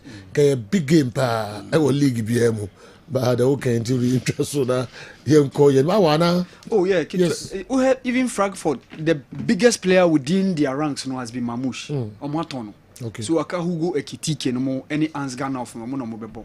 In that contention, Frankfurt have done well, winning Europa League over 2022. But to get through, make it and be in the Champions League, last season they were there. Last season they were there, but Bayern has been dominant. In as much as Vincent Company about Tekia Nieman Shedan Kuyi, but still they find a way to top the league. Wow. So yeah, your point difference 55-42. First and third. So they I don't know. Yeah. Na league na barrier. Even year na Bayern Munich more money. Oh, how money Celtic na say you will for Bayern Munich. With all those big names, Olise, Sergi, Nabi. Musa same way. Into 5 major leagues now. Say mo yi France ne now mo ka ko yi Bundesliga so free mo no. League bi antimi me wuram 3 no mo. No. 5 major leagues no. So obi we. Obi antimi me wuram because my way Farmers League. And na mo de Bundesliga so ka ko ka ho. Is it 3 na de be able discuss. It obi antimi me wuram na omu ni 2 no. Ingo baby no me country no. There be. The next target will be Portugal. Almost attention here there. Benfica ton place. FC Porto ton place. Sporting Lisbon ton place. Inti any players no almost say ton coaches. It will Jesus sorry. obetake Portugal football by storm. No in Saudi, no in Brazil. Now Constanza will be sorry or Portugal as a coach. Obo Constanza no. Now we drew AC Milan. Ononso kwa kopɛ adwuma hɔ Paulo Fonseca ononso kwa kopɛ adwuma now you are players FC Porto epeja Nico Gonzalez mu ya no Nico Gonzalez nye obi a wonya bi aboache wo Porto bi awo because the kingpin of the midfield for FC Porto was Valera Nico Gonzalez aba Evan Nelson Bournemouth etimi diska ko FC Porto 45 million pounds akoto almost striker di aba Bournemouth enti again Porto Diego Costa no do go so one land or Chelsea or Belland or Manchester United in the next 2 seasons. Into almost what attention here yem prepare cotton. The same thing apply to Benfica strike and Pabledis. They also be our Champions League market. And next year or 2 he will move. Enzo Fernandez bought just 4-5 months where Chelsea is Kakese cotton. Sporting Lisbon, we are talking about Vitor Gyökeres. We are talking about Emiliano Quenda. We are talking about certain players within the Sporting Lisbon squad. And we say Manchester United Eddie Omoba. It is a Joe. Sa players yi we mu nyina no omo na nkebeka ama league na ye take na omo so perform wuram na omo the competition na ye tough. But day in day out, how many times I was a PSG Tom place? How many times I was a Bayern Tom place? How many times I was a Manchester United Tom place? How many times I was a Chelsea Tom place to their competitors? How many times I was a Manchester City Tom place to their competitors? They keep them. Someone pay alone no more de kunya more matches no more de ba. Portugal the next team a year and Cowboy expect some beat me room. But unfortunately, their players are always in the market, their coaches are always in the market, so it will be difficult for them to say almost beat me room. I bet the major top flight. The same thing applies to closest team in the Netherlands. Yes. Also Portugal. It be a Netherlands. They're divisive because you talk about Ajax, you talk about Feyenoord, PSV, and they are also competing competitively. Yeah. But generally, Ajax players, Tititon, Feyenoord, Tititon, PSV. Abeyesa. Into Omunina, no, Sikasem, no, Sikana beat England. Dog, the scariest thing is, na Ajax be Madrid no. Na Gareth Bale on wage for the whole year 28 million. The wage bill for Ajax that season. Say you the scariest thing. Okay. And Ama say you deny those areas no place. First we say Red Star Belgrade na Savic be a PA. Within 2-3 years wako AC Milan. Hristo Stoichko be a PA from Bulgaria. And they become so dominant. So those leagues, oftentimes you know who surprises. Say buy within the European circles. Yebenya Zenit St. Petersburg or Mube share Bayern Munich UEFA Europa League 2008. Dnipro Petrosvek echo final of Europa League in 2015 echo Luzuto against Sevilla. So oftentimes saying who those clubs from those Eastern Europeans and some of the Western European teams like from Netherlands, Belgium, they like into Europe. Just 1 or 2 pair. So Esikafona na Dabiado more dominating. Ajax team now said you move in the semi-final in 2019. Not 22 years ago, mom born through semi-final Europe Champions League. Since 1997, no more semi-final until 2019. Nyomuyi toda nomuyi omuyi Juve mu free mu. Real Madrid free mu eko lose against Tottenham. So ya Sikama ya deny those sites of talent. So player no sorry kitwe bi no. The scariest thing and Bono. Bournemouth is good enough to pick FC Porto striker Tuesca. So you can imagine Villarreal. Sergio Villarreal is top team of Spain. But at a point in time, we say some of the lower Sunderland, Soldado Momu free Villarreal, Boba, Tottenham, and some of the other clubs. So we team our England or from Bournemouth, Brighton, they are good enough to pick a player from Valencia. They are good enough to have that money to pick a player from Villarreal and the likes. So Sergio Ska. And I'm I wanted this order. No one here. I want to cancel on me now. But not sanity. Ebesisa. 600 year Ensisa. Ebesisa kura ni Ensisa. Yes, you. Because some of the take example like the Balkan Peninsula, say Uko Europe, Croatia, and some of those. So you know they were giving us players, Modric appear free mu from 2008 me ko he na obe discipline Michael Ballack mu Croatia ni Germany in 2008 no ye be hu no Tottenham. And now say how often do you check say obe hu say place boy appear free that you know nipa kon oswana na edi ka akwafa no nti ye ntwen ma ne nyini kura ye ntwen ma ne nyini wow ne akwafa no na edi na ba yeah well be people to me nobody expected say Italian Serie A everybody be there ayi what you say AC Milan Juventus Inter Milan yes c'est so munina yes omoji English football reject yeah sa Calciopoli no yes edi omu dempa but omu do my idea is Calciopoli na similar to Announce Expose yeah ade Italian football senior e can be Announce Expose no e can be na in football no so asabe yesi no because ha na man e sponsors every league nim se be there this mo ye corrupt na hu bone ni dream ni sa na man na mo ya no sponsor brand especially in Europe so they no better ade anya enti etwe sika free Italian Serie A no more e basa pa na sika na ekwa akodi baby. I think after Announce Expose Ghana has struggled with sponsorship. When league came back from 2019 till now they are not doing enough to make it attractive. You cry the end the say in kibetimi ye say ye hwe ni nyina egu abone fo na adwuma hye o man ye yi o mafrim ye de afoforo aba ntina nkasese ye tumi e cry ho ye ma ye present ye ho ma ye ho ya akono ba ye ntumi anye nti leaks miensa ye kan se dachi bi bibi say ko pie mu a Barcelona for a case of 2 years, Kama referees assistant near the other. As I'm no matter say. Sometimes some of the authorities are also realizing say, why you're careful, the more you are trying to portray your league as being corrupt, you are worsening the plight of your league. Would you look, Man City in Combo say obey deal. Yes. 115 charges. 115 charges, almost so moody. English abrofo.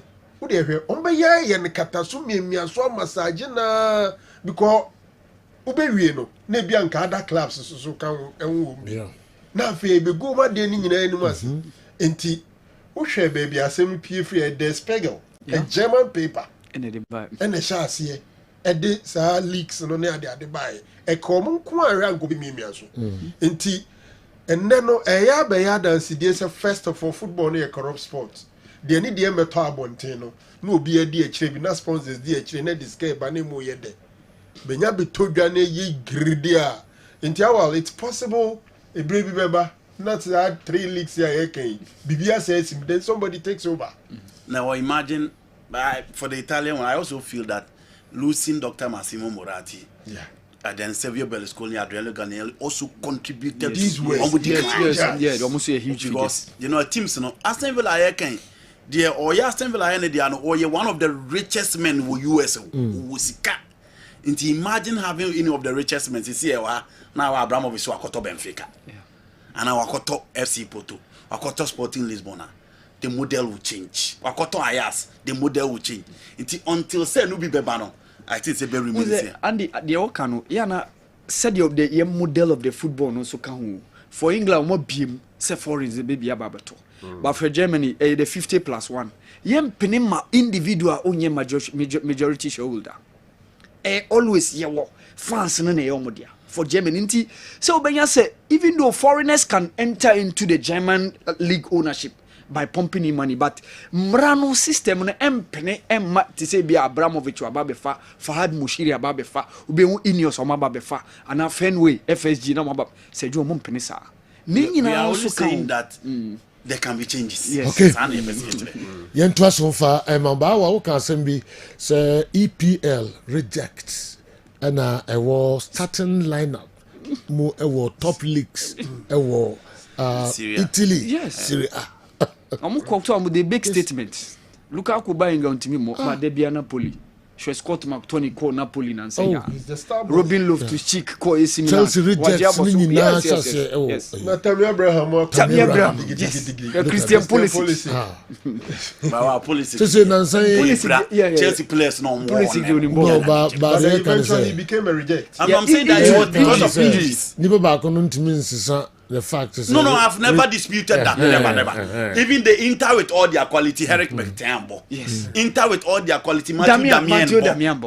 Rafael Renato Vega. Every Chelsea, I don't know about 5 for the medal with. Yes. Inti I've never disputed. nansan ujafo a ontimi ntoni na kra Kyle Walker oko yes Oh, but you know, Kawaka was starting for no but me can say nansan enkoye so because me say nansan more the to na to nansan no all enkoye but say you know Man City Ruby Dias mu hwe dem yo chije Chris Smalling drew baby na enkoyi Chris Smalling a champion Oba Roma no say Milan akwa e ba be ujafo dia o Ja Felix no me can Walker actually one big boy you know Kawaka there Nimirika no you know Kawaka or your fitter he's about the best yes last season he was the fastest player in the Premier League at 33 Kawaka or your fitter he's about the best Anthony Nesu e Messi no yes no you know a relatively smaller club with no pressure on the other there a relatively smaller club with no pressure ball are obono na make us yes Rebetis ulusu match obi an discussing obi an fa ho eti e hon de ope bia no okotene na ekema obi anka but Ruben Amorim say 1 week no obedi wo England no wa guarantee interview chair the number of years he spent as 14 is wrong. That is a mark of a big team. All right. Responsibility. Yentuaso. Yeah, General. Doc, yes. Kakrebi, journalist be or take your friend Yagis Subunkoglu. Now on a Monday, no, they better just say United the verbal contracts. Akoma Abrante and the Victor Osimhen. Say Osimhen should come to Man United. Na utiti nkomo na enema mienu na sisi ya coincide. First of all, the release clause no United is ready to activate 62.5 million pounds sterling. The Osimhen release clause abiduno. Na me sure so be able to America e dey akofa. I was saying checking for the same Because if Osimhen is available for 62.5 million pounds sterling, any issue. But for United no, enema mienu na be issue. One, Osimhen per Champions League football abo. Okay. The second thing is the wages. Now the wages me who dey tell me say issue. He's looking between 200,000 pounds sterling a week to 250,000 pounds sterling. He's okay. The maximum they are looking at is 250,000 pounds sterling a week. You are paying Marcus Rashford 350,000. You are paying Casemiro 350,000. You are paying Bruno Fernandes 300,000 pounds sterling. So why should it be difficult to pay Osimhen? Or if you did Sancho. Yeah, Jadon Sancho mudeni na wo even Mason Mount is taking 250,000. Which players need go United here come market to actually na race mu the 15 fa. Ya na guys, you know, Mason Mount Chelsea for the na buye. Ashi share Juma crown the na be si one. Everything has should be brought back. 250,000 pounds sterling for Mason Mount. 350,000 for Casemiro.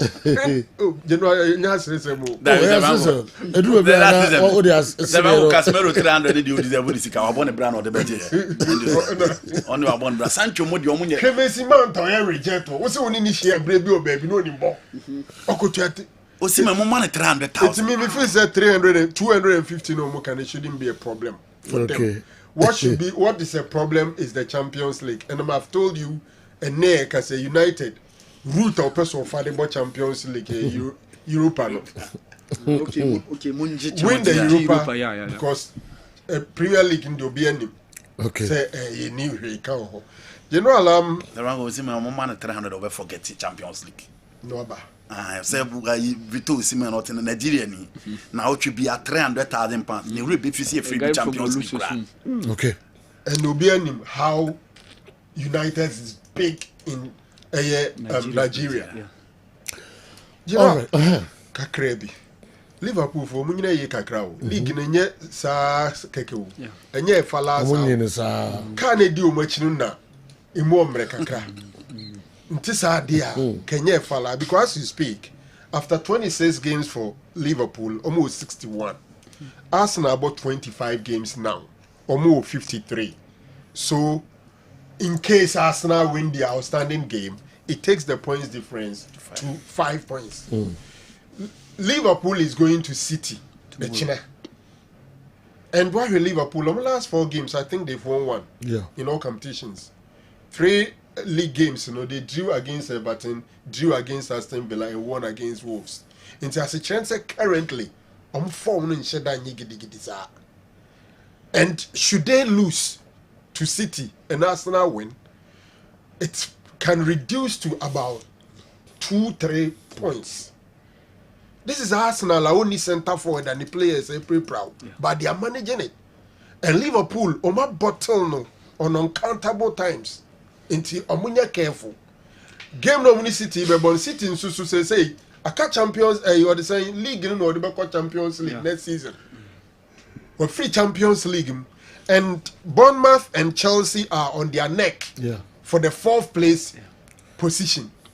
Obiase Gadola said we were showing team pompe baby intra. Entianye falasa. I'm going for City win tomorrow. Okay. Yen so mami mra wal Mohammed oba Mr. Kujofiano the message be Mr. Fiano because all the commander down for. Eh, me wa na me nima go there Mr. Fiano or ha me wo ship dealer. I don't know. Mr. Kujofiano baby a be a Mr. Good morning. Kebeyanko oniga mine Indili yes. Oni saga mine Indili. As we so can be a ship dealer. I know that one fam so. Enye kan yourself Mr. Fiano epenyi. Menkai. On the message bound to me kasa. Oh okay. Now my messages we are private. Be also my name so I don't person me kan so there. But we any serious I can read it. Also good morning. I'm highly disappointed in you for your inability to deliver my messages to the ship dealer. Or see, if he says he is the richest man in the world, tell him to show us his tax returns to confirm his status as the richest. So to your tax, your mouth, friend saying, receipts near there. Yes. Don't fall like a pinch there. And is it one who try whole tax? We did. Spokesperson for ship dealer. Okay. Mobi so say kwame despite the day. Kwame that's one of the Kwame Kessben or the tax returns are the Omo betre be don't go the tax returns are Omo be jo mo nso muska. There is a musi oyesikeni on tax returns. Esikafo so send the tax returns ba. Some betre ready so muska. Ba so mo fama. Dog, let me get on this. Metiase. Una o chire obia. Se oyesikeni. Na mo down to me say you na mato we na we me dia na fine ku see hin na dia ben my evidence o ma ye so be dan ba kokura ye hu be o na esi Ghana ka bra hu ye hu ka utimo Ghana hada sa no na wie mo ye hu bi da Mr. Fiano say on try ye say on try the tax out ya ho on for be try on adwuma be na o kutia tax Mr. Kujofiano, unim ship dealer na mana. And I pass him be a catch na me na be fam so. Okay. No, so what is also monster. Oh sir. What? Oh sir. And I don't mean to dream chaser and I'm over me. Yeah, I come be a bonus 35,000. The year crocodile or to be careful. Could you do about bonds 35,000 within in chain no was as car? 350 million. Yes. And no crown the MSO Coca trade Pacrono Marvin. No man is sure Nipom no. Yaka the money the MSO. Oh, she did our. Send comedy could do but Tia comes over for the car. What a time.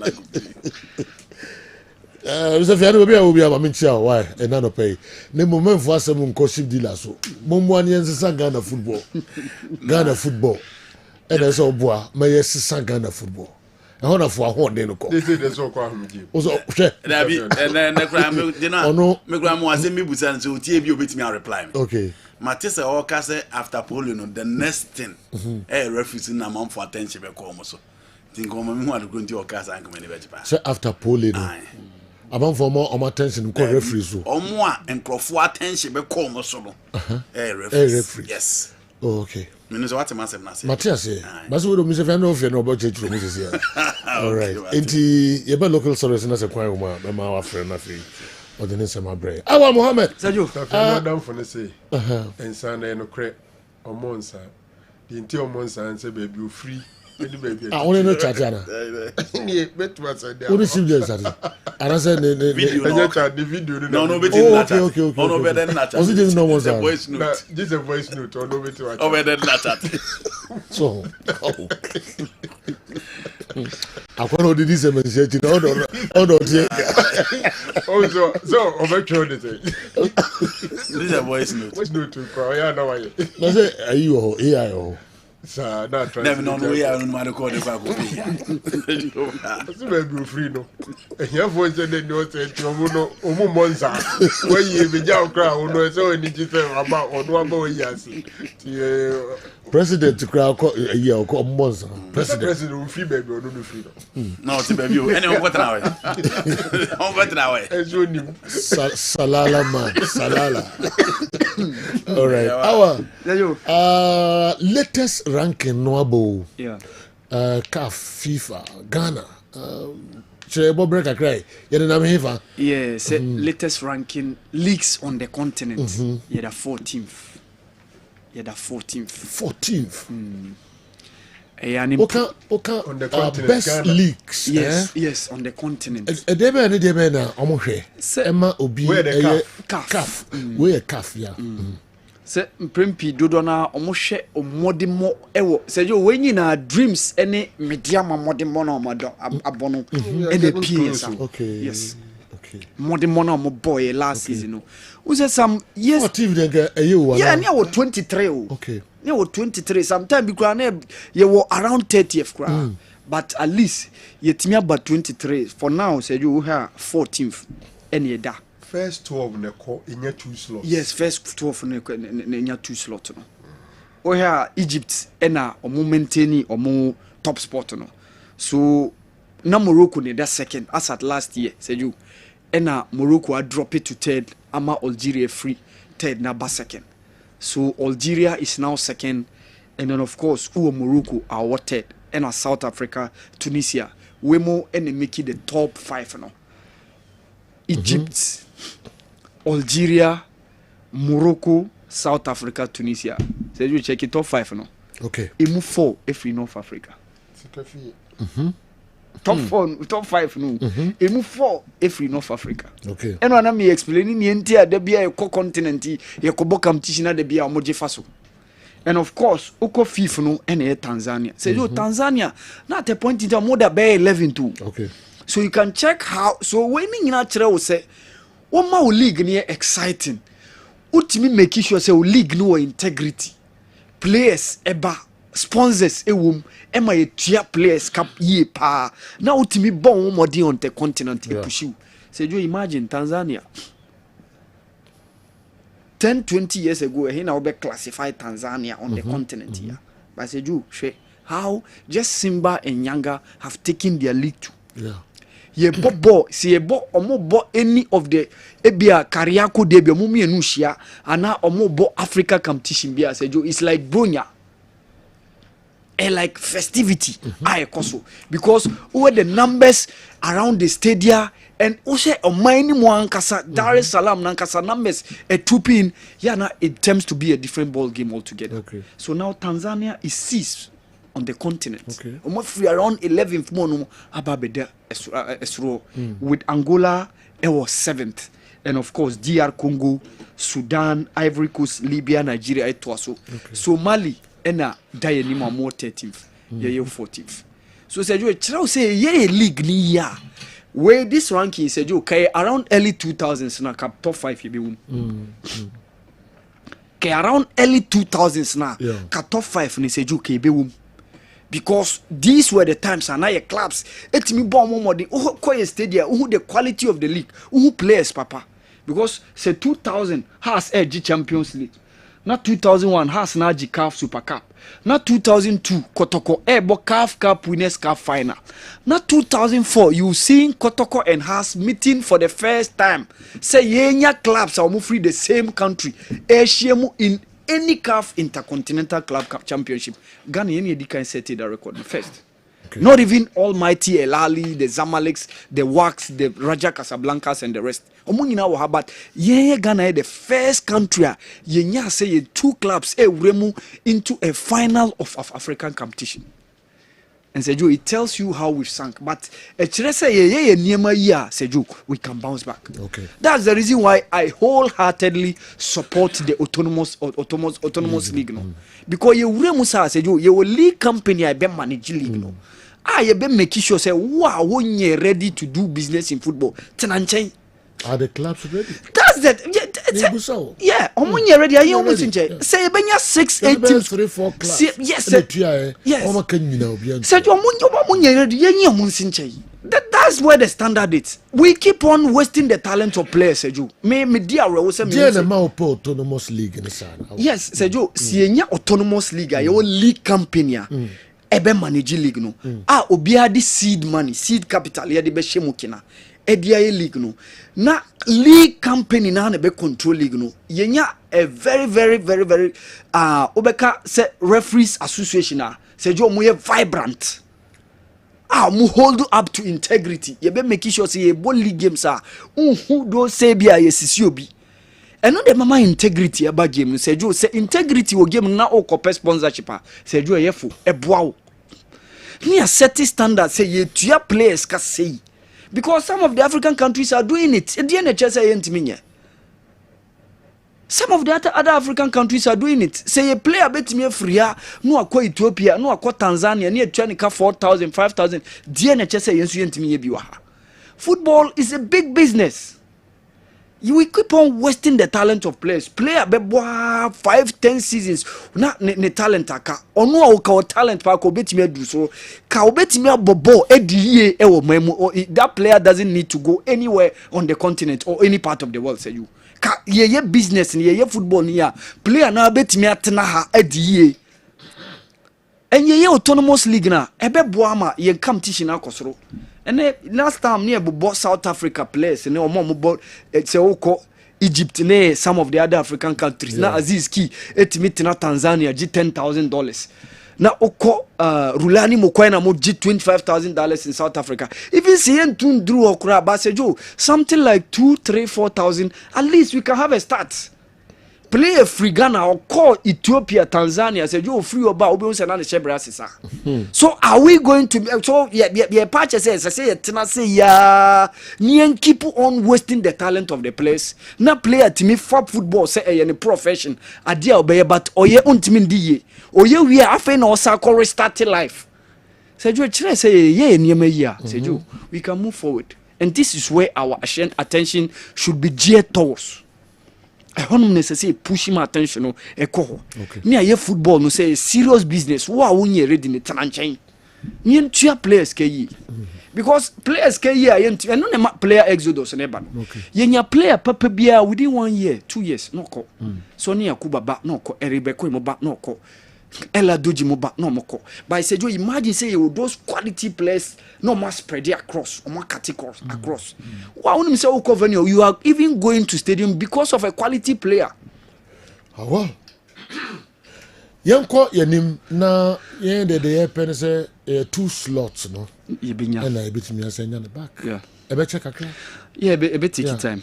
Champions League 2, Confederation Cup 2. Yeah, a bit take time say you.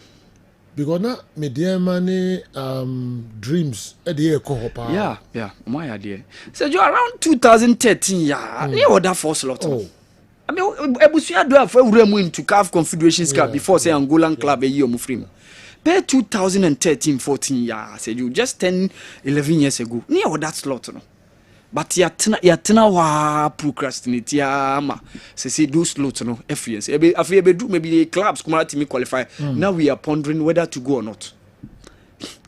Say you autonomous league na enni ho no eno na ma se club kwa Africa no ba na obi hu se bia na ne sika sem apaska no but see autonomous league ni sika woma club bia ansoro so be kwa Africa because him say at least your sponsorship I beden e better in chiri well yanko yanim Ali and Zamalek weekend top clash top clash and it's good one thing is say a few way pyramids and a boy wouldn't pass some person league no or ma make a lot of investments we place or far from Ramadan Sobi from Abdullah from Obeka Zaki Mo at the back line mo goalkeeper Sharif Ekrami and the likes Fisting Kalala Mayele mo Kofan from Yanga but so mo ponremu and the league ni free Zamalek ni Ali Sema Koya but this time they are making a push Ibrahim Adel mo ebo momodi but still Ali edaso make a lot of impact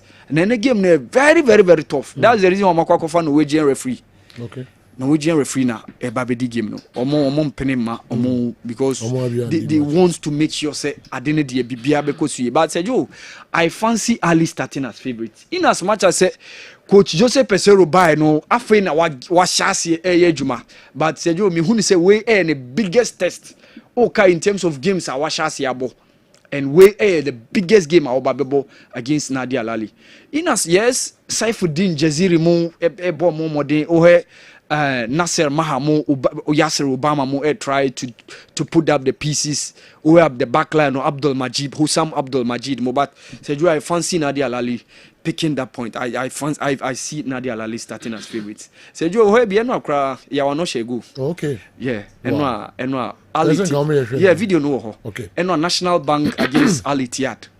Okay. Yes, they won by 3-2. Yawano go no. Yes, okay. Yawano. It was a pull out here na. Go no na eba no. Odene chest carbon. So it was 2-2. Or share ana emani koyeti. So Yawano won the game for National Bank. Was that 3-2 win amonya against Al Ittihad. Al Ittihad said yo ehonum na one former Elmina Sharks player.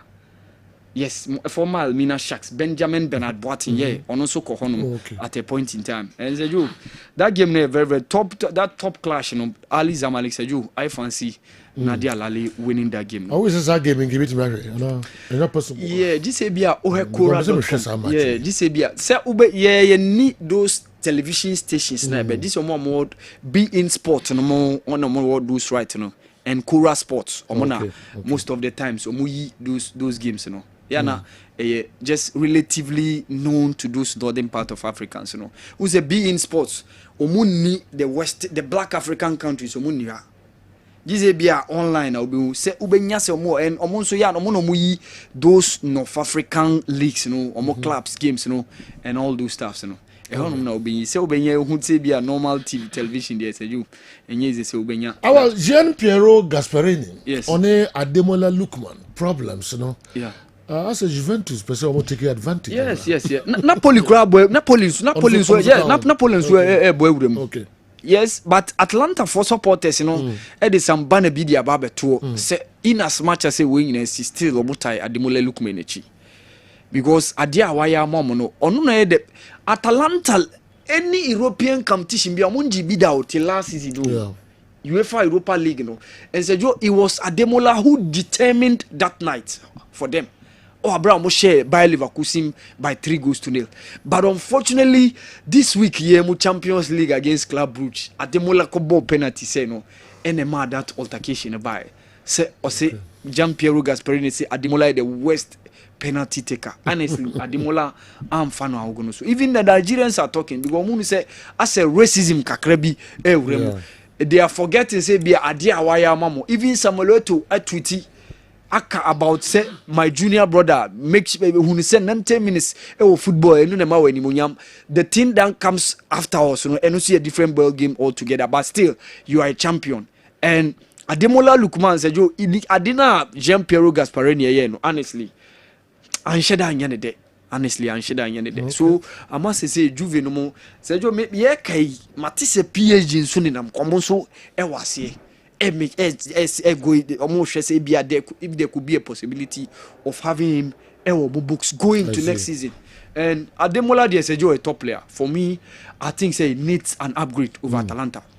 Okay. Because he's the best player on the continent. Yes. We need to see him being among those top teams. Imagine having Ademola in Chelsea, in maybe a Man City, on those teams, more Bayern Munich, more on Paris Saint-Germain, more on the continent. So I think say, for him being the top of the best player on the continent, there needs to be an upgrade. Okay. In terms of club album. Okay. Oh, yeah, can matches weekend here because Black Queens. I could lose to encounter Morocco. And our first game for Kim last Bjorkren. International friendly against Morocco. Not too much to talk about. Sergio Black Queens, I say Omar G3 kakra. Even to spring passes together, na koyasem. Joris Boedu amo, Asante amo. But Morocco team ne dey Sergio Mabelde. Morocco, Sana Masoudi, Ghislaine Shebak mo and the likes, you know. They really shown good football yesterday. But I think the way it starts, after na Kim last, beji ejumano. Aye Nora NSHA si ekodu bebi ananka. Ye henim se coach Nora idea beto so, but unfortunately Ntimi Antoine so amana kwa join Copa Queen. So with Kim last, the experience in terms of women's football no yebe idea betimi aye. So just yebe free February mo. After that, just 3 months from now, say you women's AFCON no shasi because June mu any about the women's AFCON. Okay. Morocco. And at least getting an international friendly like Morocco because very good. Okasi say top women's football nations on the continent. Say you UE5 I want to mean Morocco and free. Okay. UE5 at least UE Nigeria, UE South Africa. The next should be Morocco alongside Zambia. Even Cameroon at first na kwa ye Nigeria and Cameroon is South Africa from. But ube at the point be Equatorial Guinea be boom. Now it's Morocco. Because even last FIFA Women's World Cup they were there. And apart from say your first participation, they went beyond the group stages. And Morocco is now taking women's football very more money, very good attention. Okay. Now women's so go Nini. Yeah, okay. Go Nini. So now women's football is having an attention for an Arabian nation. And even Makra ye momo kwa momo nyadi na se ube say Morocco kra omo mama chance omo boboa. You can imagine they are taking women's football very serious. Okay. Very serious. All right. I hope so Nora Haptel. Yeah. The absence, you know. Encounter. Oh, sir. And I effect be out team. Not say I feel Kim last Ashas. Yema Kim last some breathing space be kakra or share see Jumana. At least from then on a bit me make comparison. Say on Nora a Jumana Mayene. Nora beja Jumano baby aba fanu any baby awaka could do. The hono me bit me make comparison. See how matches are akoso they are intimi attract the visa. Yes. Shock and goal stars penalties. Goal stars more than a deal Premier League. Cross a match and make penalties. Honestly, man, honestly. But Sergio, that's the FA Cup for you. Yeah. FA Cup there, the Sane City. And no, they ultimately who shocker. Last season, she team a year so folk. And I agree. Yes. So FA Cup, that's what it meant for. And who's a Sana football no SSA City. Yeah. That's where you see say FA Cup maybe a lower tier side be even sure Kotokoni accelerates Sergio Kotokoni accelerates that second division side they gave Kotoko a hell of a time. And Opia will say yes, that team no more very good. And it explains to you the reason why even Okom zone Division 2 now or more top of the table. So FA Cup no sanity a shocking tournament. Ube team be from Division 1, Division 2, no about be UFRIM. And sanity. Even your free FA Cup call hibernation. Sergio since 2001, Kotoko share Kim Faisal Ewa Cross Post Studio and Anas Mohammed. Back no Division 1 side Nigeria. It was Nania FC.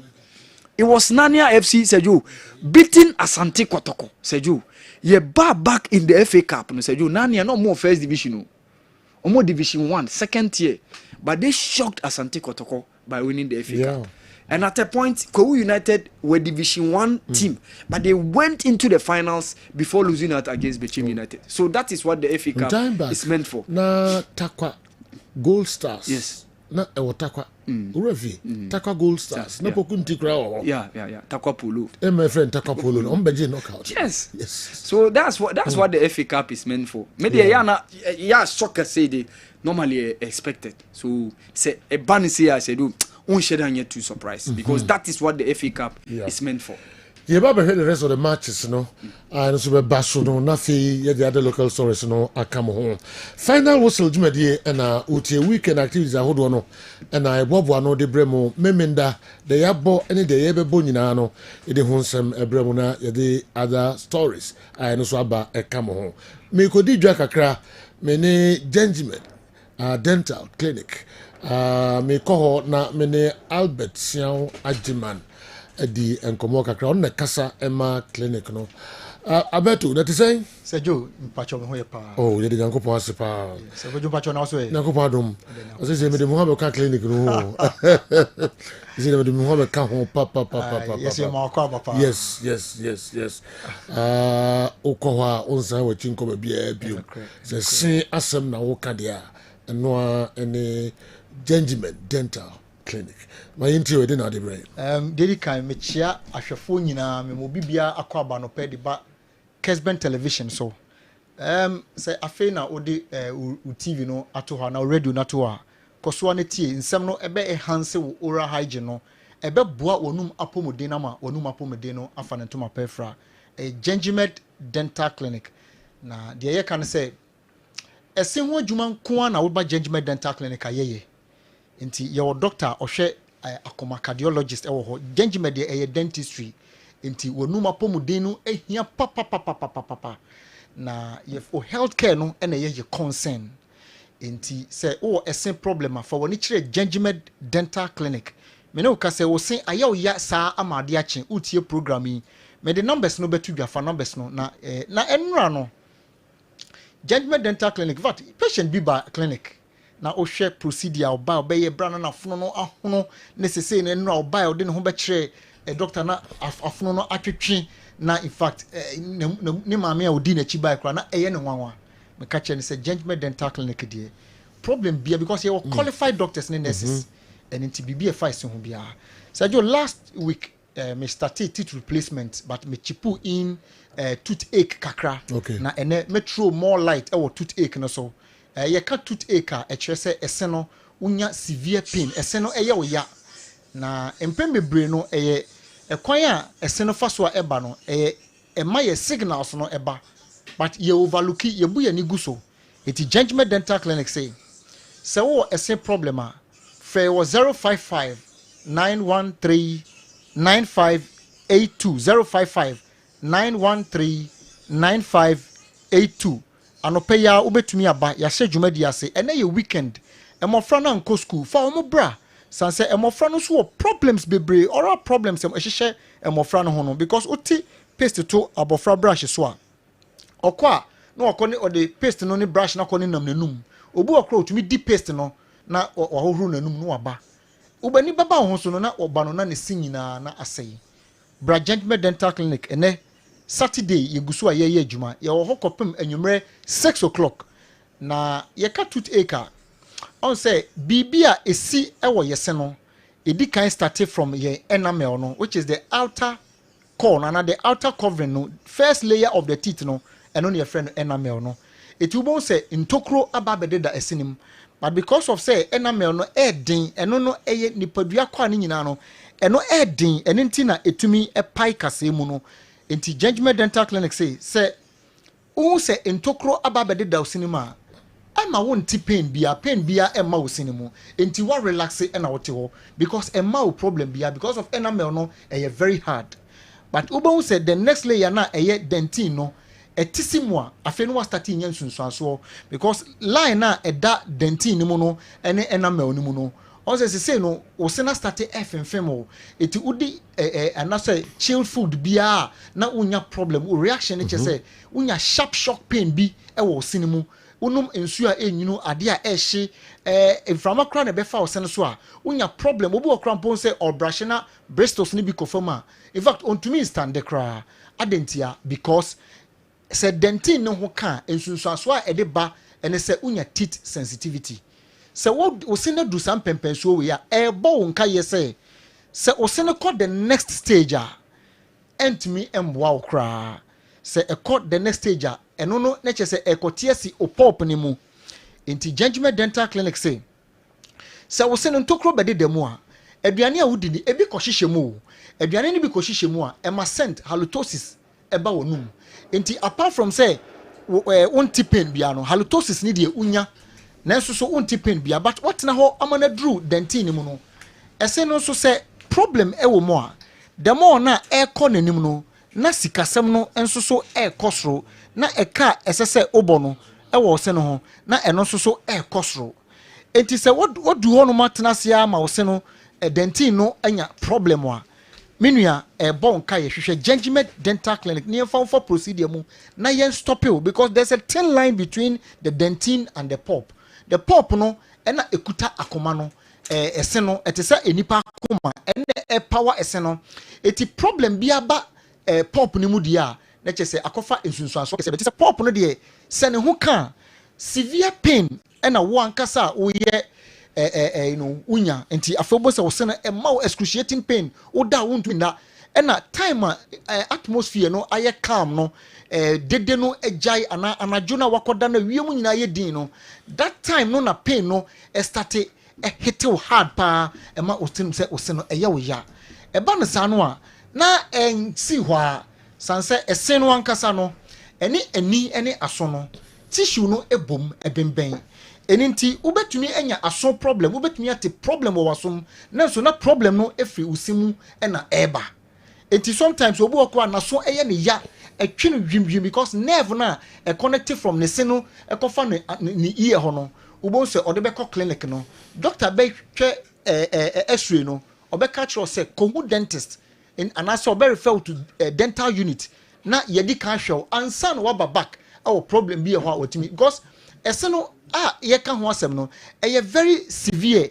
but yempese yede ehu fear and panic bia beto amafo so de kan say wunya sa problem ni bia immediately ko hu odent because eba ne sa na ubo say o soft tissue no na start na infection no na pro ho na ensuo fi no so sa nwunugu inside ene ne ma wafono no enwunugu mu no na wafono no na start na hono ebu ono ma afei na astarte eti pain na wunya no wotika se wote no wosim obu ono ma odidi a feedback na onya no kyese reaction na eye ne ya ontumi ne di na nipa bebretie me metanya sa complain no omofre se no mintimi wesa me se no side say me de call the other side but ese no lower ne upper ni nyina na e wo se ni nyina kasi so na etumi break it down aduane no apart from say ebema digestion ateki a place no e wo se ese ni nyina etumi ye adwuma enti na esen se ba kokura tu na upper no na atu na se one replace no a ubo se de won chen no na pressure no e kɔ no so afi with time ubo se no so echia na aye mobile na eno so atu it is a problem no pop ni mu a eno de very severe obu okra ba na or manage with painkillers ni ade betumi aba say obetumi anum painkiller na bedroom pempensuo bi kwa fa onum painkiller na enye adwuma biem bra either say ye RCT the friend root canal therapy na ye pop no afri mu na de artificial one ahyem ye ne sa mawo a na eno atumi aboa na eno osena fa ne toma pefra two eba ne sa so a se tissue no eho no aswele eho no infection na start spread ba na eba ne sa ewo se yetimi ede to aduro so na ye make sure se eho no betwetwe ansa na se pop no asai na ese no watena ho ma na sai na se ye be extraction ye betu se no kran ansa na ye betu ayetu it was a problem na be start no uhui se efi enamel no entokro ababede da osini mu na relax ye because unti pain bia eti unti pain bia no ene kodu dentin me ne uka say utie me unum se ose no wonya teeth sensitivity unya sharp shock pain e wo ose e kire wo say the next line of action e say ebetie si opop ni mu etisi opop ni mu a either say be RCT ana say ye be extraction na esese ye tu se na there be enti de esese ye ene say I say enipa bia utumi ko hu dentist twice in every year na yetumi examine wo ebia meka say ene Saturday and waba clinic ye examine ye hu say problem na kodu dentin ni mu aka ketewa bi na tiesi wo pop ne mu na etesi wo pop ne mu a pop ne ho ka no enye bi ni problem a ewo denti ne mu because edru ho dia RCT no in fact obeboka ena face so e wo say ye extraction 1 lose teeth 2 eno so obeboka wo ho e wo psychological effect in yema bebre enso esa wo so enti entena ho na ebi crampa infection is started from the apex of the teeth ese no ehyem a cold jawbone no mu e wo inside it is a infection no started from apex wo na air badia eno kra de e dangerous because and started from enamel no no hu say eh me see problem bi ebem all of a sudden ohun tokrobia wo sim na so tumu say wafono start no obu on mo se meti pain e wo mesemu e wo se utumi ba na yetwa x-ray no na yehu so bia problem ni efri ba no na e wo se ye touch ho na ya ye do for procedure mu entna ho e ma ne nkodru sam pempenso no because e ba ne sa na o nerve no a e ho no infection na oral bacteria as a spread no e ho no even though ye be ye ho adwuma de but moja so e transmitted blood no e transmitted blood transmission no infection na sa kofa transmission kofa infection free utut nerve ni mu esa the other parts of your body na akofa yare ni free one point na e dey accord the other parts of your body ebetumi ekun ama e ka no so crab anya obenya otire didim no na wa boka ese keke e na obeka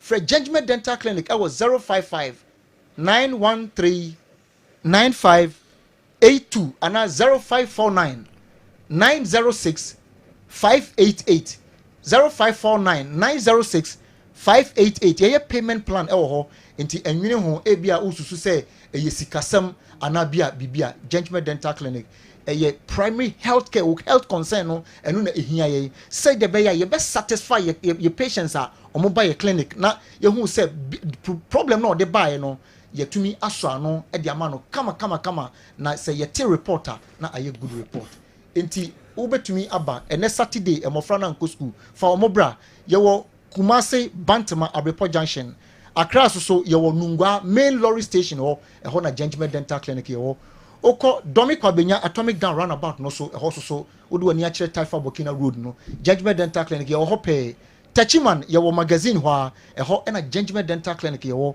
e na oko Takrade ye wo Banchiase Tadisco Down former GN Bank e ho na ye ho oko Koforidia ye ni Central Police Station no e na bon ho Aflawo ye ni Eco Bank e na wo the same building wo the cupboard na no pay no e na oko Tamale so a ye wo Tushigu ye ni post office no e na ehwe animu na Kumase ne importemo de eye Bantama Abepo Junction enti me sorry ya frame na ye ntwetwe nkomo utie mi o Kessben FM 055 913 9582 055 913 9582 and 0549 906 588 0549 906 588 from CC and ntwetwe nkomo ida mase yes beda mase pa gentlemen dental clinic Albert Siao Ajiman Albert we beda sepa na mo friend numbers no ese de ha dwen ye pa na omo hwehwe wo se no kama pa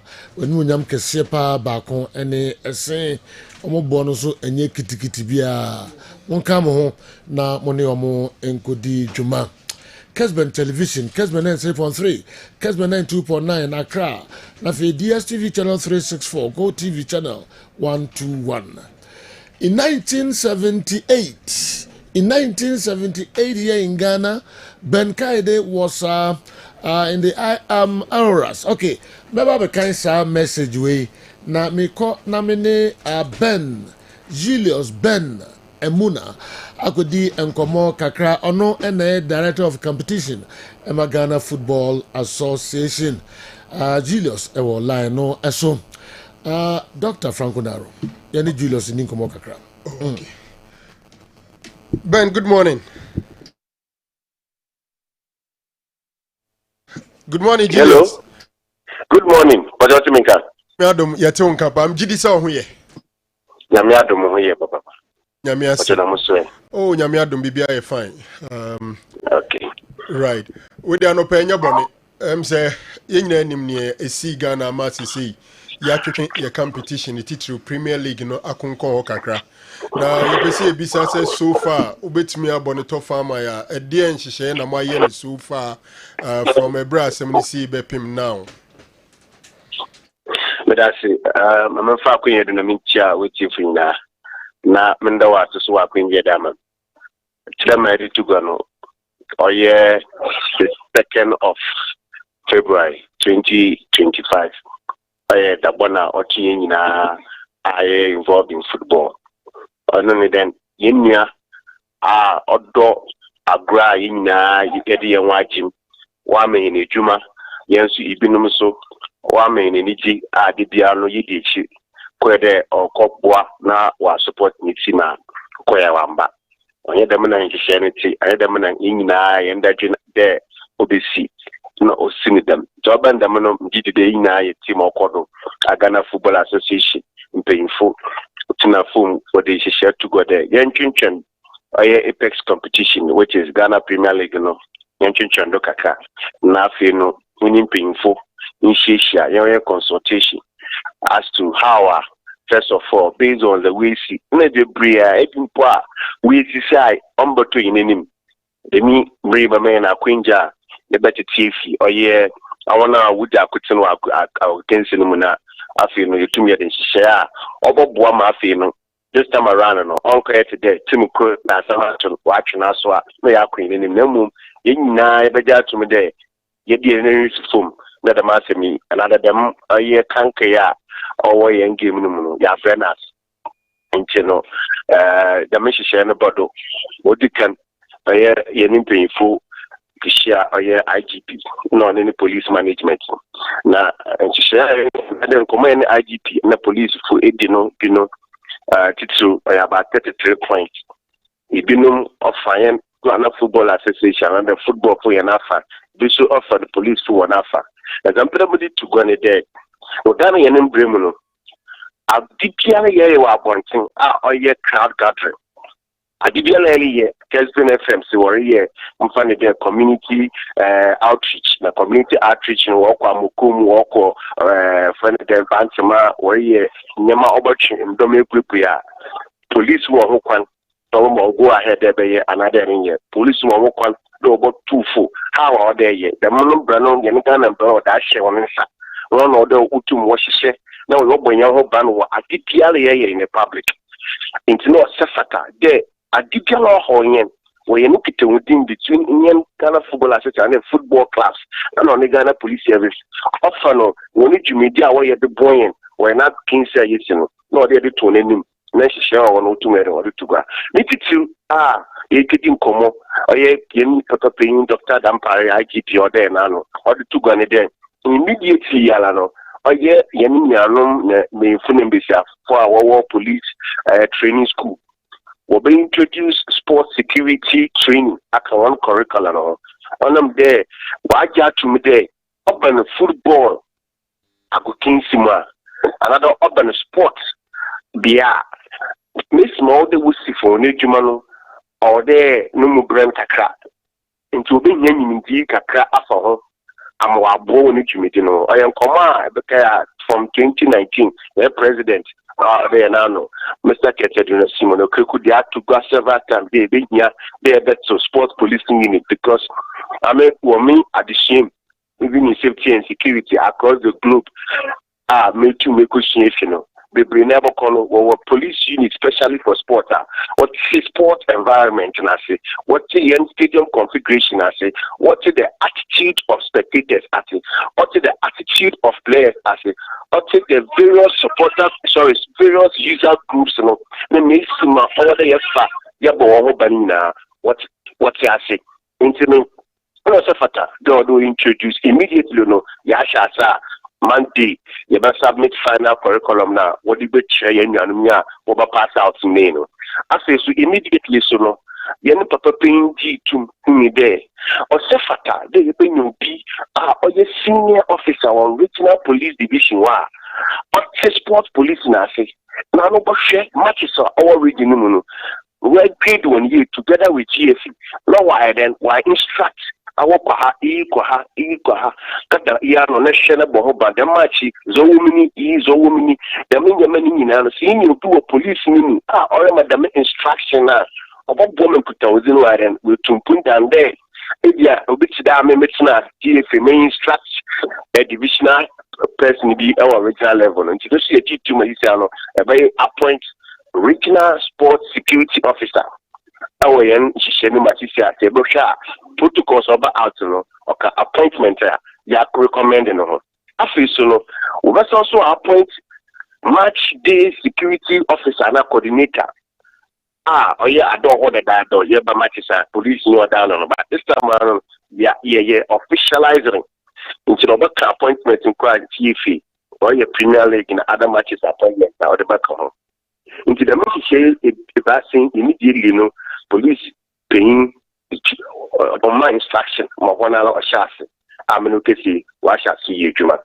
Ada, she today crisscross policing there be a wobo match or ebia Kumasi na match miss my attention it into opede wo fa security fee konogo no de babe the match that means she na no ya ga no obenya further consultation account no de chin nim de oduru ho a miss my match ni eni bring it no obahwe a obotum da ye wo da boy ntano so another action and so other what promise and there will be take up for us after you win you kishia Premier League painful clubs now order down no shareholders and CEOs yeah did one contributions that will be able to mizaza was all one the yaya and kwabasono kwa yanya year all the yeshimukana kakra zawaka all the to do now the teaching in yeah shareholder that za all the to me the to puni now the teaching in and yedi to the church to the South Asia Division 1 for Women's Premier League for the first time. I stand to be corrected, but for the first time in the history of the Premier League football, the transfer supported leadership of all the clubs, very headquarters. You know to change because the supporters, they are the sole owners of football. Doc, COVID-19 bay as big as the EPL class I because there were no fans going to the stadium. And to me, in my position for football, I consider the supporters and the fans as the sole owners of football. They are the sole owners because without them, there's no industry, there's no enterprise. Because yes, from the ball, it is definitely the fans. We definitely need the fans. By the way, they also contribute to the safety and security of the stadium. Now, let's say, the senior management of the supporters group also what one some to grab the in fact there were a lot of comments from that meeting. It was the first time we're hearing them. That should tell you the meeting was very important. Another but you share also formally one contribution and I don't know you can you develop the match day enhanced protocol. The enhanced protocol, I call it the people's protocol. On your GF executive committee, Laka, watching order, Banyan, Konkona, yes, Dabi, born a year, dinner, now, dinner, as a child, yet I was a chin. Yeah, I got to be able to do. And I have a bunch of things. Will be at the beginning of some day. The might do 2 hours, the might do because you know, I got nasty. They are judging. In Yami, that's on the power with them protocol. Number one, a teams who want arrival. When you be see about team on arrival, when you share to Yama specific numbers of people are order working work by the safe zone. A total of 36, 20 players, 7 officials on the bench, 2 additional equipment officials, team driver, and management of the team. 36.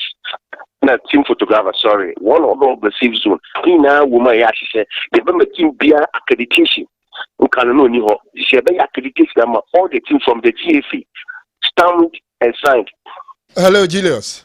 Yes, sir. Yeah, I think, sir, the enhanced safety protocols and the Madaroma Yensa Akenbia, we've already gone through a couple of them. And Mami Bisa say, after meeting the IGP and the police administration, after meeting the club officials, and any supporters near the Adeno, can we say, all the clubs, all the supporters, agitum say de ya ready to start and now resume yen elite division and now say Premier League no and Okay, engagement in the name way you could do your engagement because final part includes inspection. How it should be able to together with GFA Sports Authority and Ministry of Youth and Sport.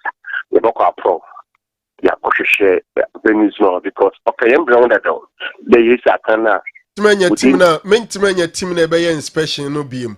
GFA, do we have the police, then the ministry? Okay, the GFA Club Licensing Department, Safety and Security Committee, GFA, which includes people who are in the police service. There were 2 persons from the police service on the committee. 1 person is a former army officer as well. And these are the components of the Safety and Security Committee. There's also experts from the Ministry of Youth and Sport and National Sports Authority when it comes to stadium facilities. And, these are the joint team inspection. Specifically, then inspection no more kwakoye. Namuye we are. What is the outcome? Are we going to see venue there per our inspection are ready for Premier League game? Venue any ready. What exactly the inspection team no so whilst round no. But I say I'm the inspection security assurance inspection. The protocols no the and the infrastructure. Into safe zone critical. What is the strength of the safe zone? How secure is it? What is the strength of the gate of the safe zone? Position of the safe zone? How proximal is it to the dressing room? All these are things we look out for. Inner perimeter fencing. How is the height? Must it be enhanced? What is the strength of the gate around it? Is it so weak that it can easily be breached? These are the things we'll be looking at. The stadium fencing. Yes, from Muyaba. Gates in the structure to them. Can it be enhanced? Stands in our stadium. What is the structural integrity? Is it a stance that occupy and conform to collapse? Stadium configuration and can we do something about it? These are the things that we look at. Aside the general things, which is the state of the dressing room, the pitch, and all of that, security assurance will be crucial in determining whether we will continue using that facility or not, or they have to do something about it. If you're assuming they have by operating a good dressing room, okay, but all the security assurance areas now you fall short. I'm sorry, it will not be possible to continue using that facility.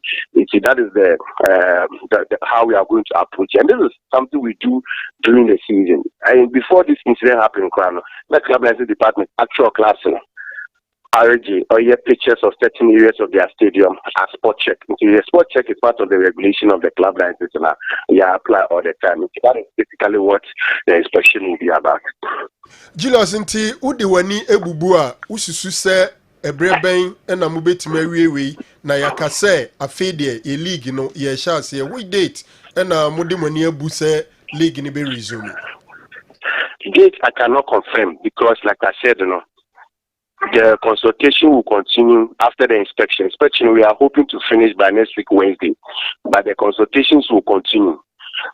As the consultations continue, the DFA based on the feedback, the executive committee will approve the date. But I can assure our stakeholders, especially our supporters and our fans, that we will make sure that every box has been ticked before a date is announced. The resumption date, they able try, they able to announce way ahead of time, maybe 5 days or 7 days ahead of the scheduled time. Yes, league national. Because earlier on we had first match date.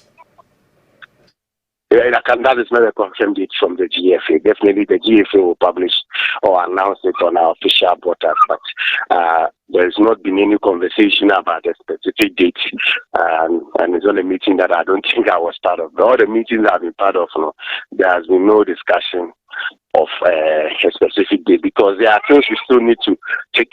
In fact, we are using even this FA Cup weekend as a test case to test our protocols and get the feedback and see if there are some things implementation and operational wise, able to may improve upon it. You understand? All these things will be factored before we would announce a resumption. Let me assure all stakeholders that yes, start the season. We opened up the calendar set that measure actually calendar. There's no midweek in the calendar. That is one thing that we did, knowing that there might be instances where the unlikely event may happen. To them a COVID debate, my boy suspending a league, another BBC injunction, BSC, my league now contribute a camera or they that we have to make up space for it. All those things were factored, and so it's not a panic situation. I must say, we will still try as much as possible to respect the calendar. If it is not possible, we will definitely communicate to our international partners, and then of course, based on what has happened, whether if we are going to seek for dispensation to give us time to submit our representative for the next season's competition, we'll do that, because we definitely have to organize the competition better. Until what we did to delay the league was to ensure that competitions, were organized better. It's a good case for us to argue to seek for dispensation for an extension. All those options are available to us. I don't think it's a panic situation. All right, Julius Ben Emuna, head of competitions, Ghana Football Association, and we also know safety and security, CAF, and all that. We are so grateful. We would continue to need your updates. Your platform will still be available anytime when you stage. Like you said, the team for any football fans, And the Kessben platform is still available anytime there is something we want to educate, inform your fans about. We are ready for that. So grateful. Thank you very much. Thank you very much, Doc. Thank you very much, Julius, before so inspection said that being na sentence ni na na mo call and number 2.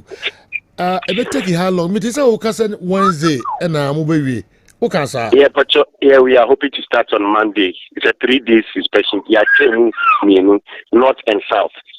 So that we'll finish on time. Yeah, call all the venues.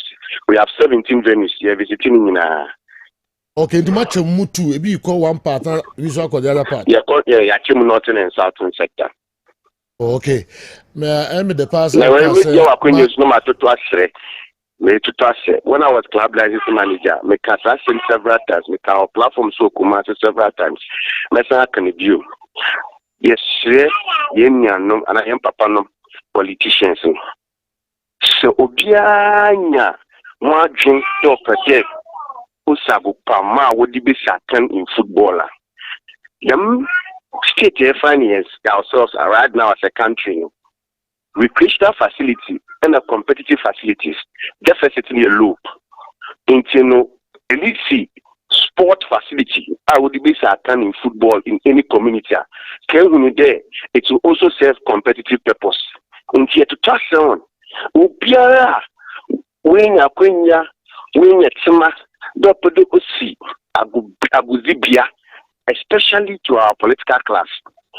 Don't put the Woody Sakan football, the song, you bring an abo, NSA, we bring an abo. Pro bono, we do this consultation on pro bono, we don't charge anybody. Now for one plan and bra, you to me to one fool, but you never be brave. Let's say what's severe. You to the Jaguar community games, youth games, juvenile games. After you to see a Sunday in competitions like Division 1, Women's League, and the Premier League, because the deficit in the country is very low and alarming. So you'll be surprised. As I speak to you right now, the whole of the northern part of Ghana, Bonga Halfway region, Western region, Volta region, Eastern region. So even Black Queens and the 20 princesses, what do we say? No product for these regions. It's just not possible internationally, and that's a huge deficit as a nation. Intimate class, let's see, the politicians over there. What about football? You know, brass kaka. Madam, and she share what the banner. One consortium, yeah, it will benefit the greater population. Yes, that's it. Julius, you best know wedding come on. Julius Ben Emuna, ono ena director of competition GFA, also a CAF safety and security officer. and no Eddie and Common almost share inspection na say Monday.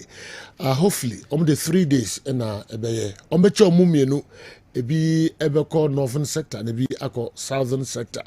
Enti calendar 7 no osima ubia insuro na so if it comes to the west kra ne calf bedin komo. Yeah. Na my special dispensation. Na asama esi wa hantino. Ye reps a ebeko Africa akobo competitions awodo no. Omo edebe kwani mu kakra mai if you say asama sigana na oma my ye de no I special kra tima obia emano enye no ehu ye committee calendar bia o bia ye calendar bia na de ye adwuma bia o se nye hu ono asa wo caf nti ebeto as caf na fi wa boyen Emsen komo with the koma omo pre omo se chinchira ye morning time your calendar to meet no. I say one omo ye fixtures in such a way say man fa midweek and shishim. Enti say no midweek so no be available say impo ye ho kire ya na say consider midweek na still ye be go beyond the expected end date now. We can still engage CAF for some dispensation. Okay. And I enjoy the conversation in general. I think say team no mu chemu too. And I will share the caliber of people who involved for the inspection now. Yeah. Very good. I'm hoping say indeed don't be a very good inspection.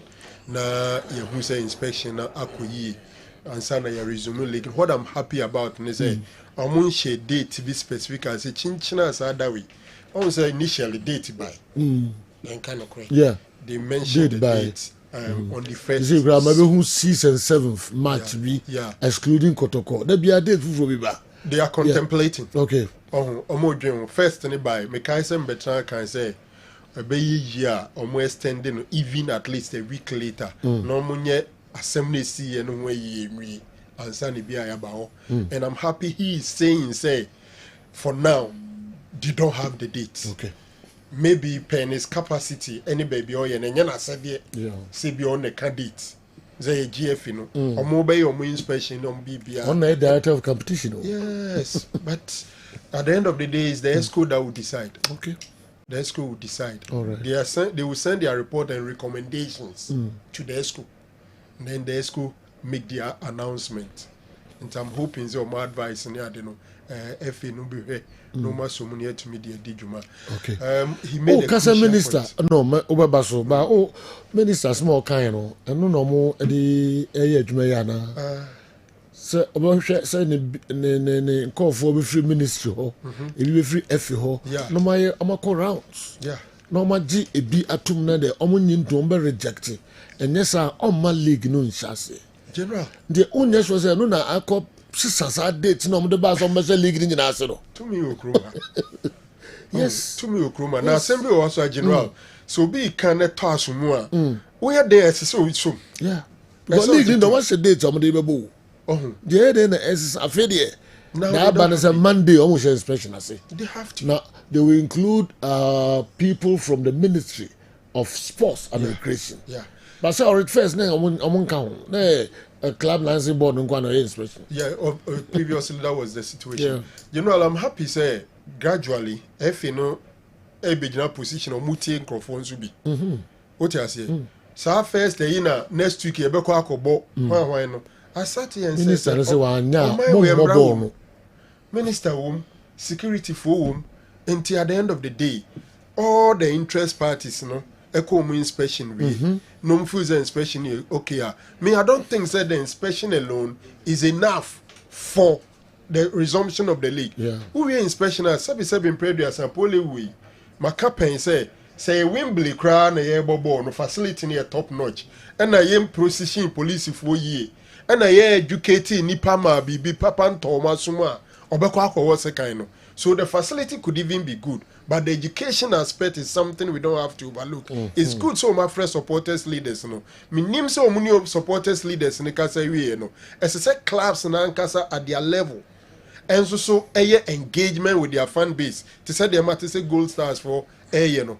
Fans as a clubs na so engage your fans. Nasabe say release or say means be reach on fans. Okay. You should also educate them about some of these things. Yeah, kwaba na ya be wrap up. Referee Kalawa ha. Sisi o si yem friend nyenya. Ya kwaba ni nyina ho nsem enso ewa ha. Referee Kala aka Nyenya. Yeah, kwaba na wow. Dr. Managerial New Life Homeopathic Clinic. Narrow. Oh, dog. Yes, so. Wow. I feel papa. Dog, Akwaba. Thank you, Brapeni. So, who you there? Okay. Mose. Difference is, you know, Cyprus.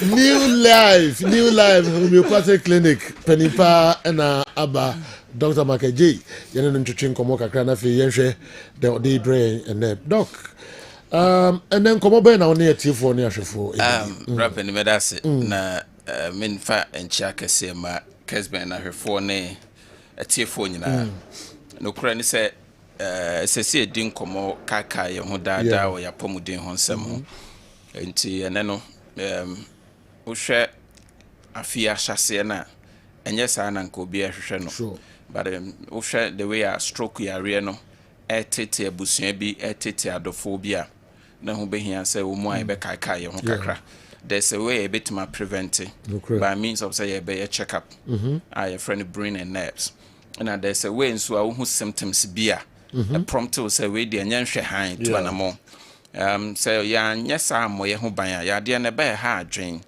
so it's one of the leading cause of disabilities enya dia sebio ya dia wo because eba onipadua no adwodwo saa na say sebe na onipadua no lose balance and this a boy ho ban ye sometimes cry young guys no be our breast fe na queens neighbor no sesenko nya botre enjoy business when stroke because of adwendwen stress bia dan sunti na fa adwuma na obre na obi abetake over na obe ne basa enti yem pe kwan bi so mo ye ho ban ne titru ye obi a utanya frequent headache utanya tipaye bebra the bia maka wa ha several times tipaye ya de bia Ghana for man respect but ka o pay ya de a eba wo so ade chia o call physician o ko busa why say headache because brapin wa hwa yare bia ne tipaye nenam de be ye obi a oti be pai enti ade na ofa paracetamol na rather no nko check in hwe say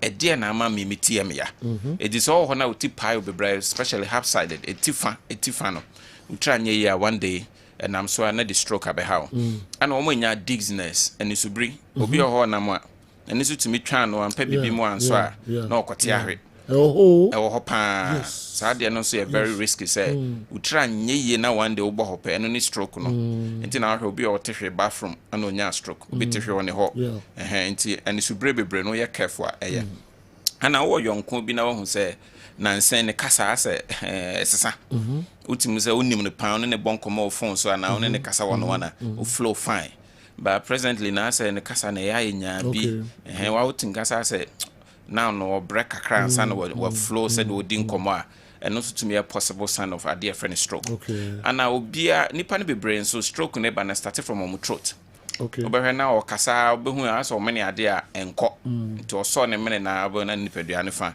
adwojo and na wa wo hu say wo nipadua no one side aye heavy ebia o left upeja on sa left aye dududu on na left aye dududu ona ma asa o twene form ye onipa bi okro na floor so na opoli adentia because ono no de na adwen ne sene na ni wapeja but emo ayedu ana ye week into on feel ne papa obehwa na akotwi form na ekoyi na boho etu ni se oni padua no o left on sabenkum ye oya pa ona benkum ye oya pa ana emo ayedu ana ye weaker na why very careful because yare na ba ni padua ne fa na ejojo tu nya hu se one side na ye heavy pe na watu hu na montem ana omo nya numbness and stiffness obi o wa ne nine na si form no kra sabio mpabo ahye no na wura onte o hu se ne mpabo aro aye titriti ne satian nyina ye very stiff ade kita no kra na etofom ontimi nsomu ye obi o nso abehwe no na ase de panie bi na wo ne body nim se no so nya de papa ana obi a wonam a hu ne se o balance esesa omro nsa and so na masa o kwa afa and also your cry a friend nervous imbalance nti and also who sa sign and why careful and obi a untumi nyina ho nche obi gina ho for more than 5 minutes per na okọ form because I suddenly no why do and that's what yaw and obi so 95 minutes per so pe be tina kakra and sana wato aso nya se na akoma na ama na bro no afele sa se pedua no ayedu ama no sa ne ma we nyina hu a na quickly no adwane aba new life from your homeopathic clinic na your test be ya friend brain and nerve just to be sure says symptoms na unhu no any stroke sem na nam a na yesi ho kwan especially with high blood pressure diabetes and as a high cholesterol and do who say symptoms so amfani agro cry oba ntemo ye ene ona eta complain me to ase twetweme me to ase twetwe obi o ne to no de tena se na kasa ene ya na fe pain na fa ne to ase afa ne sre dom panim na eba form sa ya we amani pa bebre wan fa painkiller kro ntime na de bia de so fa dura no odin na timi ama nada ebi nso pe ointment bi no mo de twetwi oba new life na ya solve we nyina free ama sabe ya painkillers no eso be dey ebeti nti member number brief na fe me de next one symptoms kakra so na minja kwan ko bra pen new life homeopathic clinic ye wo Atasemanso he ya onya du Atasemanso taxi station ho pa na wabusa drivers ne say me call new life homeopathic clinic ene ye Kumase Atasemanso taxi rank ho na che drivers and say over new life just a walking distance from taxi station or Atasemanso ye Santas in Chen ya ana Accra so ye wo Dansoman runabout when you do Dansoman main runabout na Goy police station be also me call new life homeopathic clinic and we Accra branch no number near 0244 09 35 95 0244 09 35 95 and 020 33 35 439 020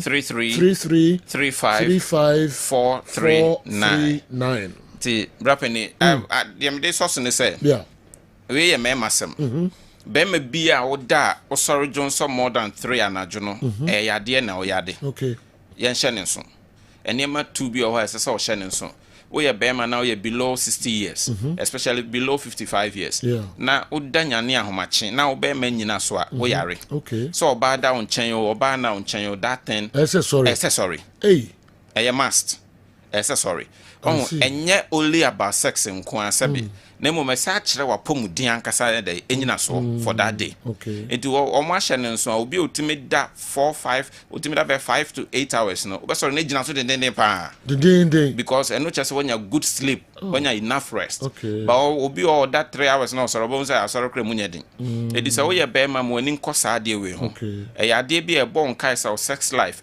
say wa pomudin so ye dey eba form enti morning erection de be ma mo ani mre enya sesebe wo de be ye bibi nko a na oda kra say sorry your friend morning wood very important and now Johnson more than 3 times anajoa and also yare ni nyina ne say anajo no yese rest also the sorry Johnson 7 times 10 times into nim say wo yare 4 times 5 times say wo die anajo Johnson do ana wo mo konso Johnson na ema o this watchim ana watchim so a eba ni nyina ntumi ma bon say pressure na de ba na enye na de bia say Johnson bia ka na wa ya se yewudu ana wa ya se twetwe at the same time bon say Johnson ne ban so sometimes obe man ida se mu be hyehyew ana mu be ye oya obi okra 7 ne be man na efon shrink ye ketwa and sometimes obi okọ private na ochima na nso fita bi fi ne be mu ba we ye be man na hu sa sign we bia be careful with prostate cancer and na ama ya hya mema bebre catheter ana ya ye bi mu surgery asebio adum pempenso obi a o maninye ho no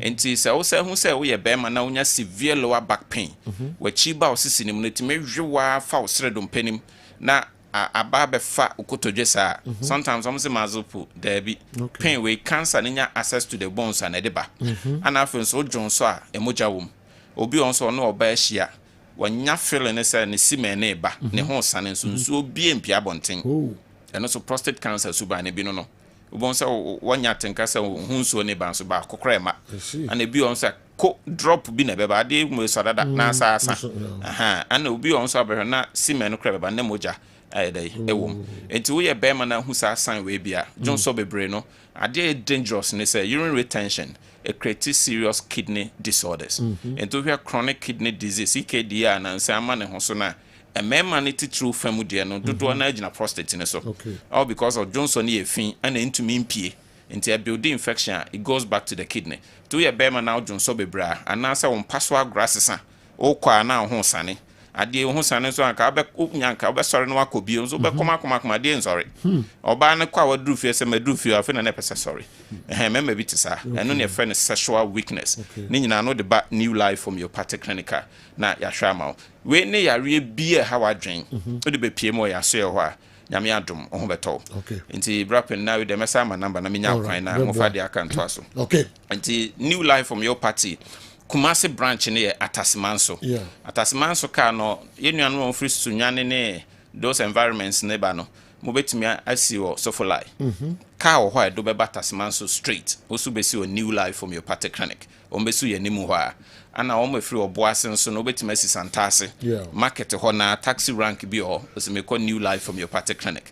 Ye na ye nimu Atasimanso de taxi rank ho na obusa driver for no say me call New Life almost a betro na waba ana Accra so ye wo Dansuman runabout ye freba bi King Solomon e ho na be hu ye Dansuman first runabout King Solomon enti area bi e ha wadwen betimi da bedan ye ana betimi a working in so be ye general medical checkup and also e wo ho sa me numbers ni bi ye 0244 09 35 95 0244 09 35 95 and 020 33 35 439 020 33 35 439 Brapa ni nyamishra Nyankopon onshira wonso awezenga eba yaresemu a ka police vogra be bua ya cheche nkofo bi de wa hospital la ka be bua pa onene na mutum so o yare na so ding nanso na no sa nkofo bi de do maba ho na wa bo mo omba bia firi omo trisu kopi mom na ase omo ya problem kwa mi usu akosi twinebo a medum bako na yakosamu yare doc beda sepa thank you brother dosane wo ehia biom Dr. Mark Ajay ono na eye penimpa oda New Life Homeopathic Clinic ano ono na ni ebedisa nkomo yi mon friend numbers no na money no eni enkomo na obeboa mu yi pa na yare we eya Kwabena Black, as in 1978 AFCON here in Ghana. Ben Kayode, who was in the Aras team, which is the feeder club to the main Hatchofolk team, had a call-up into the main Black Stars at the time. He further went on to score some couple of goals for Hatchofolk after being given the opportunity as well. That was the quality of players Ghana had in those days. Kwabena Black, and the way Abba. Kwabena is close to 80 years. Your child baby will be a Kwabena Black or Tema. Kala, Sisi and Urum. Yeah, and can this on some kappa and nebata. The benefit, young father, I can my way. Yeah. I do him say, a best and retina, a chairman, reference association.